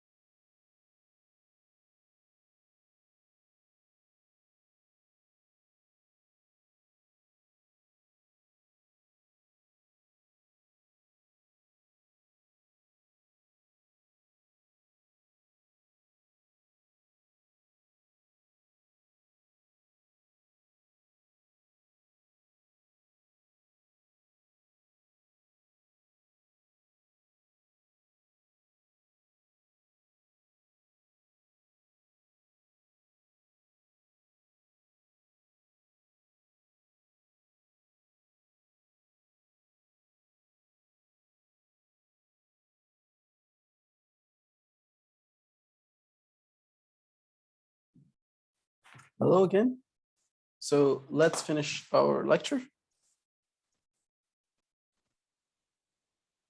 Nice. I hope you guys are back. So now we're going to speak about Detectron in general, and we're going to speak about YOLO. So these are like the two words that you would hear most when you are doing any object detection tasks in the industry. And Detectron is not like a very important thing. Detectron is not some sort of a model that is good for object detection. Detectron is a library or a framework. It's a library that is made by Facebook. And what it does is it implements different computer vision models. So some computer vision models, such as all the RCNN families that we have spoken about. So RCNN, fast RCNN, faster RCNN, and mask RCNN. So all of these models, you can find them already implemented in Detectron. So this is why it's good. It provides a lot of pre-trained models and an easy training model or training code for all of these models on new data sets without having to do much work, right? So you can do stuff such as object detection, object segmentation, dense pose estimation, panoptic segmentation, and landmark detection pretty easily, just by configuring your data set in the same format that Detectron understands. Now, YOLO is a different way of doing things. So first thing, I would like you guys to completely ignore this part, right? So let's ignore this part of the image. No, this is not how we ignore. Yeah, let's ignore this part of the lecture. Let's focus YOLO on only this first part. So the first part of YOLO is very simple, very basic. You take an image, send it through a couple of CNNs, convolutional layers, convolutional layers, convolutional layers, until we arrive to a convolutional feature map in the output. This convolutional feature map will be much smaller than the original image, of course, and it will have this rectangular shape, right? Let's say rectangular or something like that, right? Every single one of these pixels can be mapped into an area inside the image, right? So here's the area inside the image. So this one pixel in here can be considered as like an 8x8, as an 8x8 area inside the original image from this pixel. So what the model does is it tries to predict for every single one of these pixels, is there an object? So is there an object in this area? It tries to predict its location, so its correct or improved location, and it tries to predict its class. So this is done at every single one of these different pixels. Now we can continue a bit forward, and then we come back and fix this problem. So here, as I said, it will have each one of these pixels. So now this is the feature map. And instead of seeing one pixel in the feature map, we're seeing its or the area that it's being mapped to inside the original image. Now what happens is we will be predicting for each one of these locations in the final feature map, we will be predicting 3 boxes, right? Each one of these 3 boxes will contain the following information: the objectness score, whether there is an object or not, and the coordinates or the improved coordinates of that object, and of course, the class of that object. Now, so the number of channels or the number of channels or the number of filters in this output of a convolutional layer, so this is just a convolutional feature map, should be the number of classes plus 1 plus 4, meaning it's plus 5, right? Multiplied by the number of boxes, which is 3. So this is the number of channels inside the final layer of YOLO. So they're all convolutional layers. Now, if we come back here, You see that this area, since it's like a much smaller original, this image is much smaller than this image, meaning that the large, very large objects would still be visible in this feature map. But the smallest objects will be completely ignored. So this first scale is used to detect large objects. What they did is, how can they, like using the same model, try to predict the location of the medium-sized objects and the small-sized objects? A simple thing they do is they upscale the feature maps, and then they continue doing some convolutions, and they do the same thing on this bigger feature map for medium-sized objects. And then again, they upscale the feature maps, and then convolutions, and they do the same task here for predicting like the boxes and everything for the small objects. Now, the final part that we did not discuss, so we discussed these, these are convolutions. We did not discuss this, right? This is called the residual block. Simply what it's doing is it is combining or summing this upscaled convolutional feature map with something from the beginning, right? With this one. And then it is combining or summing up this upscaled version with the content of this bigger layer of convolutions, or the output of that bigger layer of convolutions. This allows the important features that was extracted in the start to be sent all the way to the final layers of classification. This keeps as much information from the original image as possible. This is why it's pretty helpful to retain as much information from the image as possible. And that's it. This is YOLO version 3. Of course, YOLO version 4 and YOLO version 5, we will speak about those in the lab part. So far, is this easy for you guys? Are you understanding what YOLO does and what YOLO is?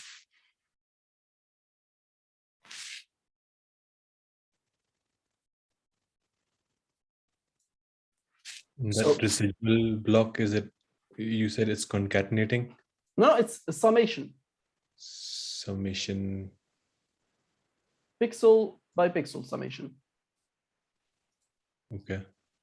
Yeah. Anything else? So just the algorithm on itself, right? So we take an image, send it through some convolutions, we get a feature map. Inside every single pixel of this feature map, we will be doing the object detection. So we will predict whether there is an object, the location of the object, and the class of the objects. And we will do that for 3 different sizes. Of course, the square size, the horizontal square rectangle, and the vertical rectangle. This is why we do this task 3 times. And this is our beautiful YOLO version 3. Any questions so far about all of these models? Fast RCNN, faster RCNN, YOLO version 3. They're pretty simple, huh? No questions?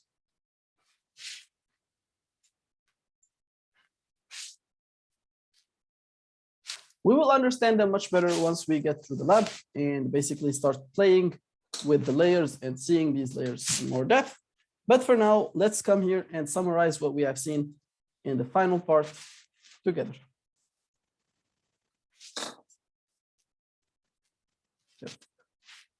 So after this beautiful RCNN that we have spoken about, now let's speak about fast RCNN.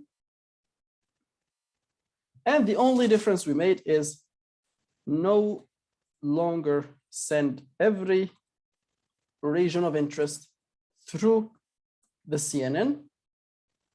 Send the whole image through the CNN once, and then find mapping between region of interest to location in feature map. And then we do ROI pooling to make them same size, and fully connected neural network for classification or multi-layer perceptron. They're the same thing. This is what we have seen in fast RCNN.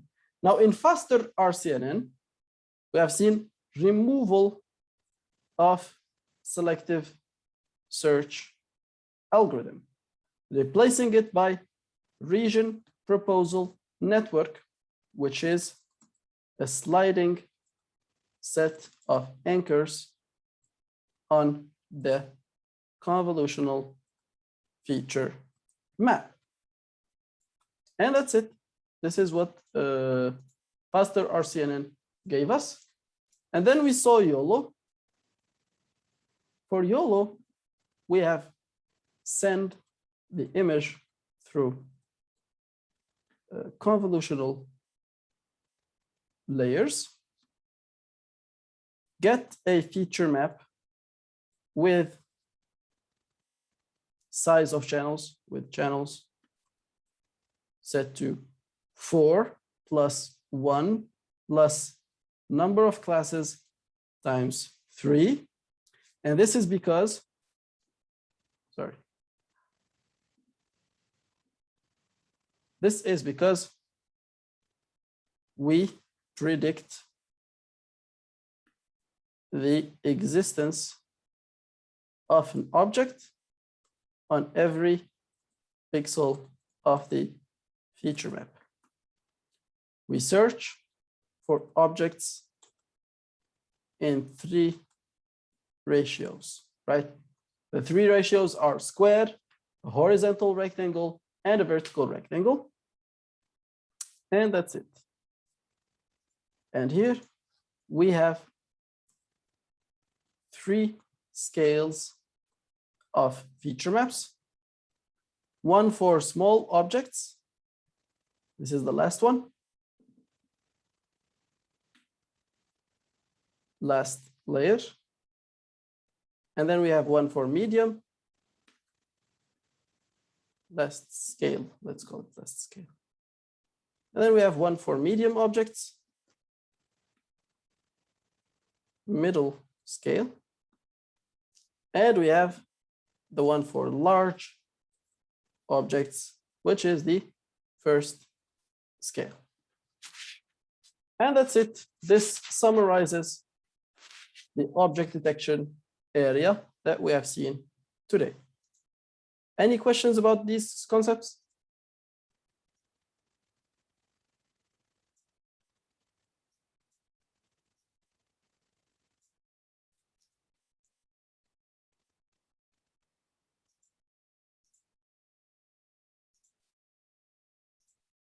No questions?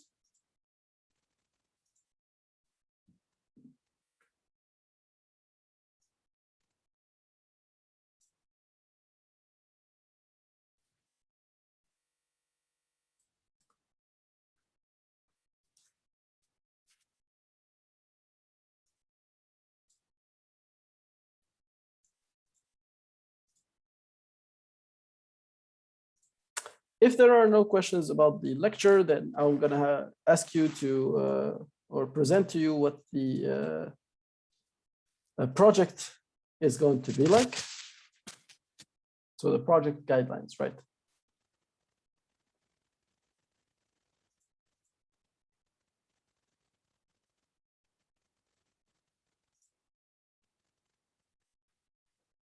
I have a question. Mm-hmm. In YOLO, why don't we start with object detection for the smaller ones instead of yeah, I always ask myself the same question. That's a very good question, and it would make a lot more sense. You could try it and see, but the logic is they're trying to find first the larger objects. Once you detect those, you will have like you would have trained the first layers of the CNN to see the bigger picture. If you combine that with basically the last, so let's do it together and you will see why they have done that. Let me not share screen, but like share a whiteboard. So let's say we do as you have just described, right? So we have the image. First, we look for the smallest objects, right? And then we have this one, which looks for the medium objects. And then this one, which looks for the large objects, right? So what will happen is we're forcing the neural network to find the smallest of objects in this, after this sequence of layers. So after, like, let's say 5 layers, you're starting to look for these smaller objects. Smaller objects are much more difficult to locate, right? So what they decided to do is do the following. We take the image. First, we locate the large objects. And then what we do is we locate the medium objects, right? But how do we do that? As you said, once we go too small, we lose the information that was here. This place was very rich of a lot of information. But once we go smaller, we are combining these information and making them more condensed, but we're losing some of that information. So this is why they first upscale it, make it bigger, and then they combine it with the content from this layer, right? And continue the detection. So technically, if you ignore this part in here, and you just like take the road of this, skip, right? This will give you the model that you just described. So if we take a look at it, if not as a sequential model, but as like a 3 roads, you will find that there is one road independent for large, another road independent for medium, and another road independent for small. How do they improve these results? By combining the information from here with whatever was extracted from large, right? And then they combine the information of small with everything we have from large and medium. We put them here and do the detection for the small. Did you get it? Yeah, I guess because if we detect for large first, like we already have a good enough feature map, so we can retain that and then yes, whatever we want for the next layer. And the important part is we do not lose any of the lower detailed level, low level details, right? So all of these low detail the details are maintained because of this residual connection. Mm-hmm. Yeah, makes sense. So you lose nothing and you gain whatever was needed for detection of large objects. But a very, very good question indeed. Nice. Now I'm gonna just present to you guys the project. So the project that we're gonna have is the following. Ignore the due date, right? So the project should be developed in either Python or Darknet. And it's gonna have the following structure. So first is the project proposal. In this case, you're gonna give me the project, the title, the data set, the idea, and a timeline with each member's individual task, plus the references you will be using. The second part is I will explain to you, I will either approve or reject your project proposals.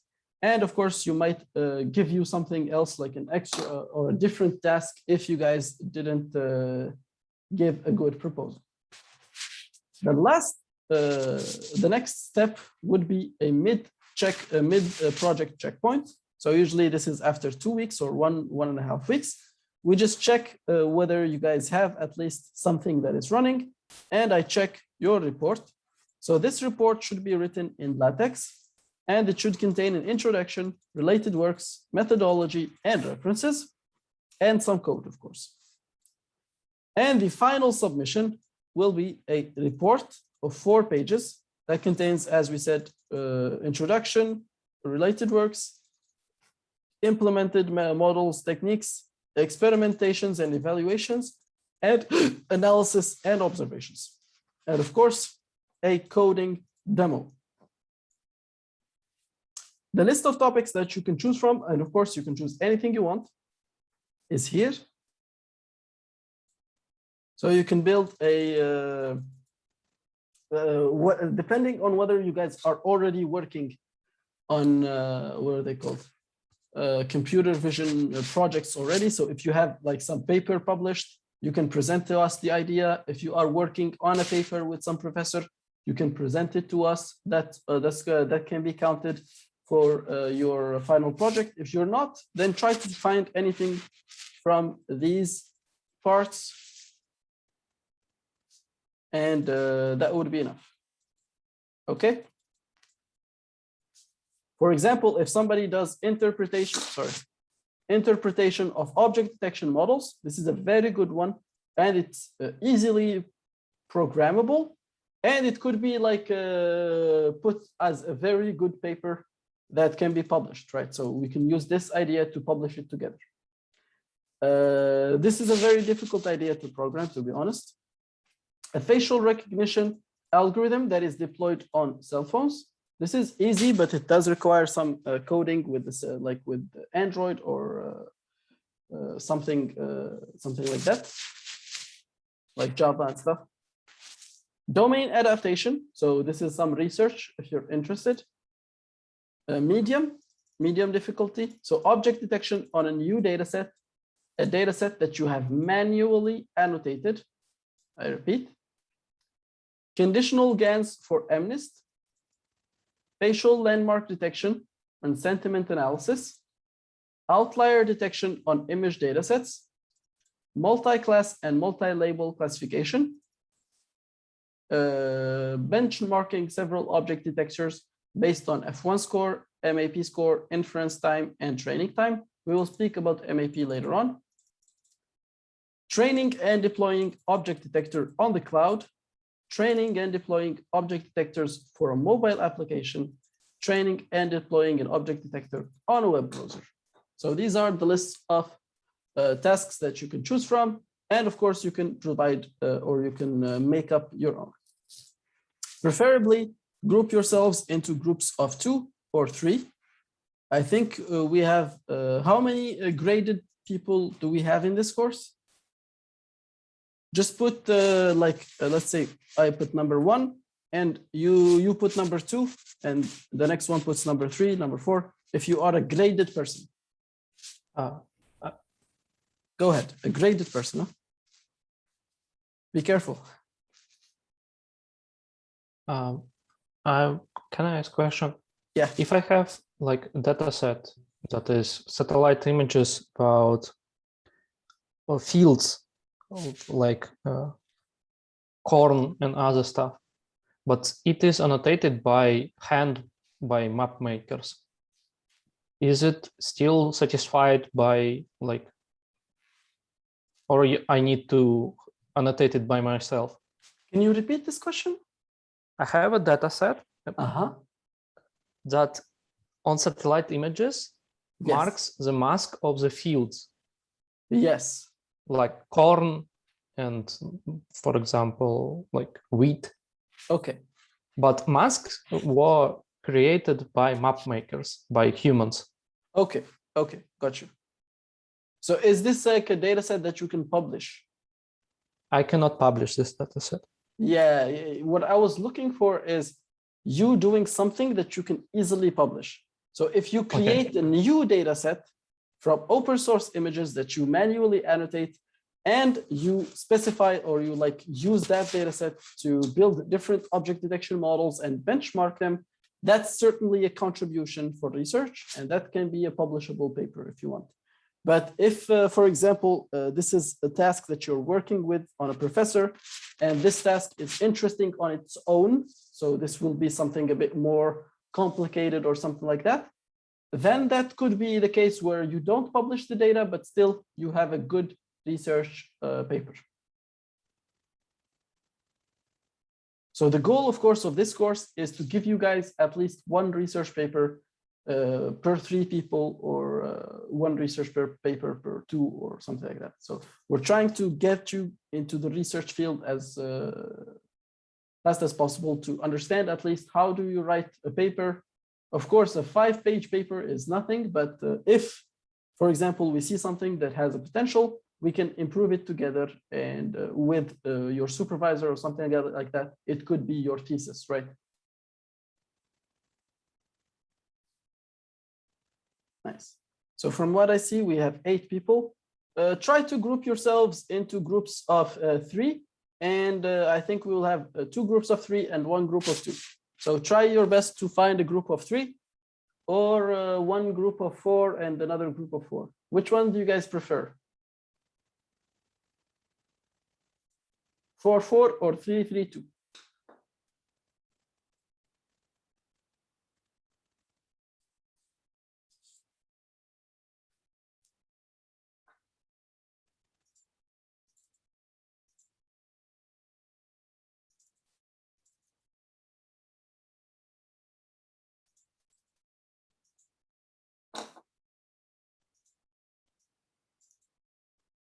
Okay, let's make a small poll on, but only graded people, please answer. Huh?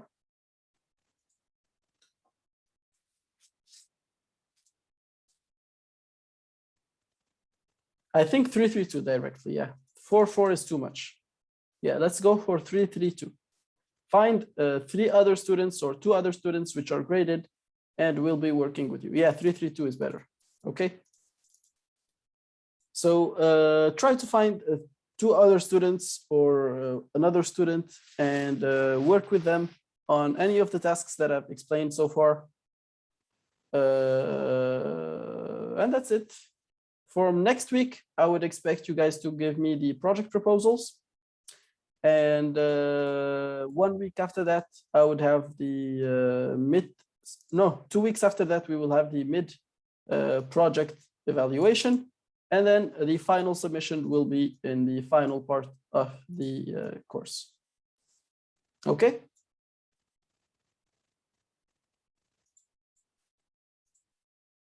Can I also participate in a project? Yes and no, I'm not sure. Try to find a group of 2, right? Try to find that group of 2 people and work with them. Make sense?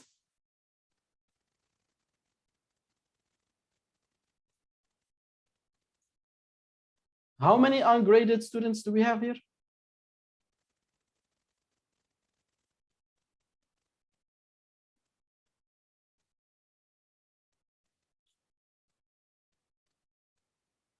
Ungraded students, just please say hey or hi in the chat. So we have at least 2 ungraded students. Abdelaziz, do you also want to participate in the projects? Yes, I was thinking of joining a group of 2 also, Muhammad and Al-Batul. Okay, so how about we do this? Abdelaziz, Muhammad, and Batul Yassin.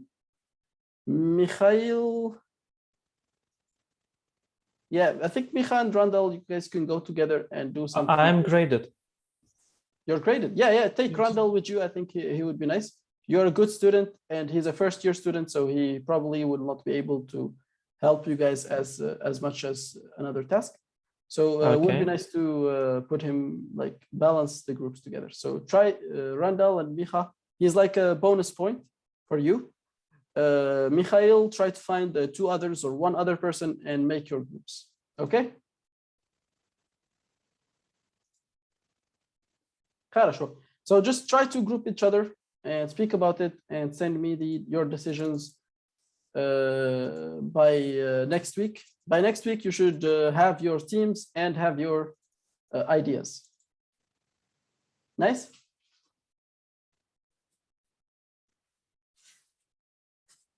So if you guys do not have any questions, we can call it a day for this one. And please start thinking about your projects. I highly encourage you guys to start finding something that is publishable. So an idea that is like a contribution to research that you can publish and get some reputation already. This will be pretty helpful for you guys if you're going to find a job like outside of the university, even in an industry, or find a job in the university for research.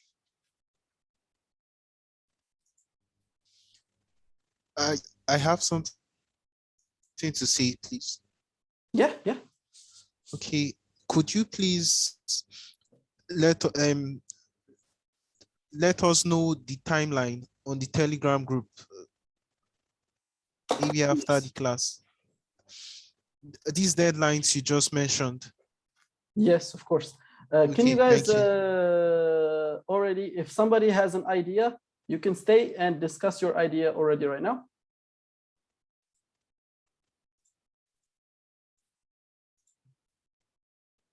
And are you also going to share the file containing the list of projects?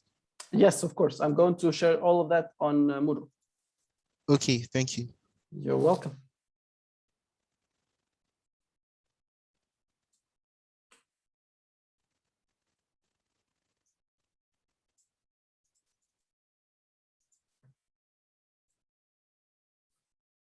So you will have around 1 month to do it.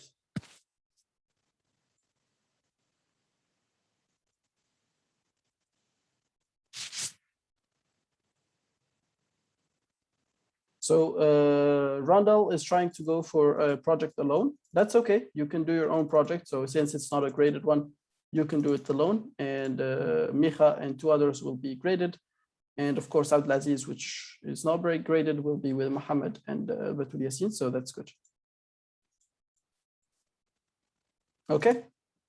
Anybody has any ideas for projects that you would like to discuss?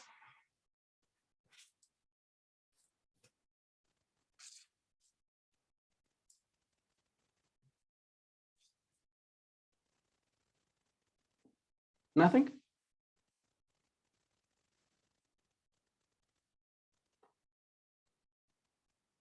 Okay, if you get any ideas, try to contact me via Telegram and like validate with me if the idea is good or not. Okay.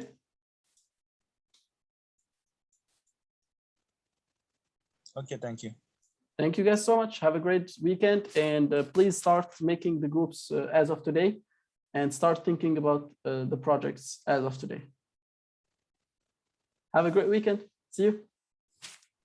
Thank you. Bye-bye. Thank you. Bye. Bye-bye.